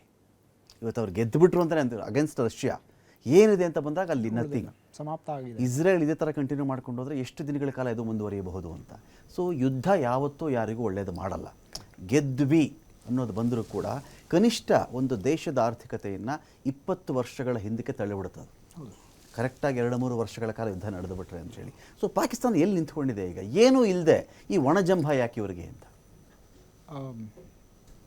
ಒಂದು in one of the debates ನಾನು ನಿಮಗೆ ಒಂದು ಮಾತು ಹೇಳಿದೆ. ಅವರು 1971 ವಾರಲ್ಲಿ ಡಿಸೆಂಬರ್ 16 ಅವ್ರು ಸರೆಂಡರ್ ಆಗ್ತಿದ್ದಾರೆ 93,000 ಅಂದರೆ 15th ಅವರು ಪಾರ್ಲಿಮೆಂಟಲ್ಲಿ ಪ್ರೈಮ್ ಮಿನಿಸ್ಟರ್ ಹೇಳ್ತಿದ್ದ ನಾವು ಹಿಂದೂಸ್ತಾನ ಬರ್ಬಾದಾಗೋವರೆಗೂ ನಾವು ಯುದ್ಧ ಮಾಡ್ತೀವಿ ಅಂತ. ಇವತ್ತು ಅದೇ ಪರಿಸ್ಥಿತಿಯಲ್ಲಿ ಇದ್ದಾರೆ. ಅವ್ರು ಎಲ್ಲಿ ನಿಂತಿದ್ದಾರೆ ಅವ್ರಿಗೆ ಇನ್ನೂ ಅವ್ರಿಗೆ ಫಸ್ಟ್ಲಿ ಡಿಪ್ಲೀಟ್ ಆಗಿಬಿಟ್ಟಿದ್ದಾರೆ ಪೂರ್ತಿ. ಇದು ಏನು ನಡೀತಿದೆ ಇದೆಲ್ಲ ಡೆಸ್ಪರೇಟ್ ಅಟೆಂಪ್ಟ್ಸ್. ಓಕೆ, ಬೇರೆ ದಾರಿ ನಾನು ಏನೋ ಮಾಡಬೇಕು ಹತಾಶ ಪ್ರಯತ್ನಗಳು ಅಷ್ಟೇ ಮಾಡ್ತಿರೋದು ಅವ್ರಿಗೆ. ಎಕ್ಸಾಂಪಲ್, ಇವತ್ತು ನಮ್ಮ ಇಂಡಿಯನ್ ಆರ್ಮಿ ಚೀಫ್ಗೆ ಗೌರ್ಮೆಂಟ್ ಪವರ್ ಕೊಟ್ಟಿದೆ. 14 ಟೆರಿಟೋರಿಯಲ್ ಆರ್ಮಿ ಬೆಟಾಲಿಯನ್ಸ್ನ ನೀವು ಸೆಕೆಂಡ್ ಲೈನ್ ಆಫ್ ಡಿಫೆನ್ಸ್ ಆಗಿ ನೀವು ಕರಿಬೋದು. ನಿಮ್ಗೆ ಅಥಾರಿಟಿ ಕೊಟ್ಟಿದ್ದೀನಿ, ಎಂಬಾಡಿಮೆಂಟ್ ಆಗಲಿ, ಆಫೀಸರ್ಸ್ ಮತ್ತೆ ಯಾರ್ಯಾರಿದ್ದಾರೆ ಜವಾನ್ಸ್ ಎಲ್ಲಾರನ್ನೂ ಕರೀರಿ ಅಂತ ಕೊಟ್ಟಿದೆ. ಪಾಕಿಸ್ತಾನದಲ್ಲಿ ಏನಾಗಿದೆ ಗೊತ್ತಾ? ಮದ್ರಾಸಾಗಳಲ್ಲಿರೋ ಹುಡುಗರನ್ನೆಲ್ಲ 14-15 ವರ್ಷದ ಮಕ್ಕಳನ್ನೆಲ್ಲ ಅವ್ರು ಶಿಫ್ಟ್ ಮಾಡಿದ್ದಾರೆ. ಮುರಿದೋಗಿರೋದನ್ನೆಲ್ಲ ಕೊಟ್ಟು ಕಳಿಸ್ಬಿಡಿ ಅವ್ರಿಗೆ ಅಂತ. ಅವರು ಈಗ ಬರ್ತಾರೆ to fight. They will be the cannon fodders. ಇದು ನಡೀತಿದೆ ಪಾಕಿಸ್ತಾನದಲ್ಲಿ. ಅಂದ್ರೆ ಈಗ ಗ್ರೌಂಡ್ ಇನ್ವೇಷನ್ ಸ್ಟಾರ್ಟ್ ಆಯಿತು ಅಂದ್ರೆ Indian army will be fighting with those kids. Okay, ನಮ್ಮ ಹತ್ರ ಬೇರೆ ದಾರಿ ಇಲ್ಲ. ನಾವೇನ್ ಮಾಡೋಣ? ನಮ್ದೊಂದು ಆಬ್ಜೆಕ್ಟಿವ್ ಇದೆ. ಅವರು ಮಾಡೋ ಕೆಲಸ ಇದು. ಓಕೆ, ಹತಾಶೆಗೆ ಒಂದು ಲಿಮಿಟ್ ಇರಬೇಕಲ್ಲ. ಮದ್ರಾಸಾಗಳನ್ನೆಲ್ಲ ಖಾಲಿ ಮಾಡಿಸಿ ಅವರ ಮತಿನ ಭ್ರಷ್ಟ ಮಾಡಿ ಅವ್ರನ್ನ ರ್ಯಾಡಿಕಲೈಸ್ಡ್ ಮಾಡಿ ಇವತ್ತು ಕಳಿಸ್ತಾ ಇದ್ದಾರೆ ಫ್ರಂಟ್ ಲೈನ್ಸ್ಗೆ. ಬರೋರೆಲ್ಲ ಸಣ್ಣ ಮಕ್ಕಳು. ಮದ್ರಸಾಗಳೆಲ್ಲ ಖಾಲಿ, ಅವರೆಲ್ಲ ಬರ್ತಿದ್ದಾರೆ ಫ್ರಂಟ್ ಲೈನ್ಸ್ಗೆ. ಇಲ್ಲಿ ನಿಂತಿದೆ ಪಾಕಿಸ್ತಾನ. ಈಗ ಎಷ್ಟು ದಿನ ನಡೀಬೋದು ಅದನ್ನ ನಾನು ವೀಕ್ಷಕರ ವಿವೇಚನೆಗೆ ಬಿಡ್ತೀನಿ. Thank you so much. Thank you so much Sunil. ಸಾಕಷ್ಟು ಡೀಟೇಲ್ ಆಗಿ ಇದ್ರ ಬಗ್ಗೆ ಮಾಹಿತಿ ಕೊಟ್ಟಿದ್ದೀರಿ. Thank you so much Shashank. ರಕ್ಷಣಾ ತಜ್ಞರಾಗಿ, ವೆಪನ್ ಎಕ್ಸ್ಪರ್ಟ್ ಆಗಿ ಸಾಕಷ್ಟು ವಿಷಯಗಳ ಬಗ್ಗೆ ಮಾಹಿತಿ ಕೊಟ್ಟಿದ್ದೀರಿ. Thank you so much Venkatesh Nayak sir. ಈ ಡಿಬೇಟಲ್ಲಿ ಪಾಲ್ಗೊಂಡು ಸಾಕಷ್ಟು ವಿಷಯಗಳ ಬಗ್ಗೆ ಮಾಹಿತಿ ಕೊಟ್ಟಿದ್ದೀರಿ. ನೋಡೋಣ ಪಾಕಿಸ್ತಾನಕ್ಕೆ ಇನ್ನು ಎಷ್ಟು ದಿನಗಳ ಕಾಲ ಇದನ್ನು ತಡೆದುಕೊಳ್ಳುವ ಶಕ್ತಿ ಇದೆ. ಅವ್ರದ್ದು ಅಟ್ಯಾಕ್ ಬಿಟ್ಟುಬಿಡಿ, ಸದ್ಯಕ್ಕೆ ಅವರು ದೇಶ ಉಳಿದ್ರೆ ಸಾಕಾಗಿದೆ. ನಮ್ಮ ಉತ್ತರ ಪ್ರದೇಶದ ಜನಸಂಖ್ಯೆಗಿಂತ ಒಂದು 5-6 ಕೋಟಿ ಜಾಸ್ತಿ ಆ್ಯಡ್ ಮಾಡ್ಕೊಂಬಿಡಿ ನೀವು. ಅಷ್ಟೇ ಪಾಕಿಸ್ತಾನ ಅಂದರೆ, ಇನ್ನೇನೂ ಅಲ್ಲ. ಇಷ್ಟಿಟ್ಕೊಂಡು ಇಡೀ ಇಂಡಿಯಾದಲ್ಲಿ ನಾನೇನೋ ಮಾಡಿಬಿಡ್ತೀನಿ ಅಂತ ಹೊರಟಿದ್ದಾರಲ್ಲ, ಇದಕ್ಕಿಂತ ದೊಡ್ಡ ಭ್ರಮೆ ಮತ್ತು ಜೋಕ್ ಇನ್ನೊಂದು ಇರಲಾರ್ದು. ಆದಷ್ಟು ಬೇಗ ಇಂಥ ಹಠವನ್ನು, ಒಣಜಂಭವನ್ನು ಬಿಟ್ಟರೆ ಒಳ್ಳೆಯದು ಅಂತ ಹೇಳ್ತಾ ಡಿಬೇಟ್ ಮುಗಿಸ್ತೀನಿ.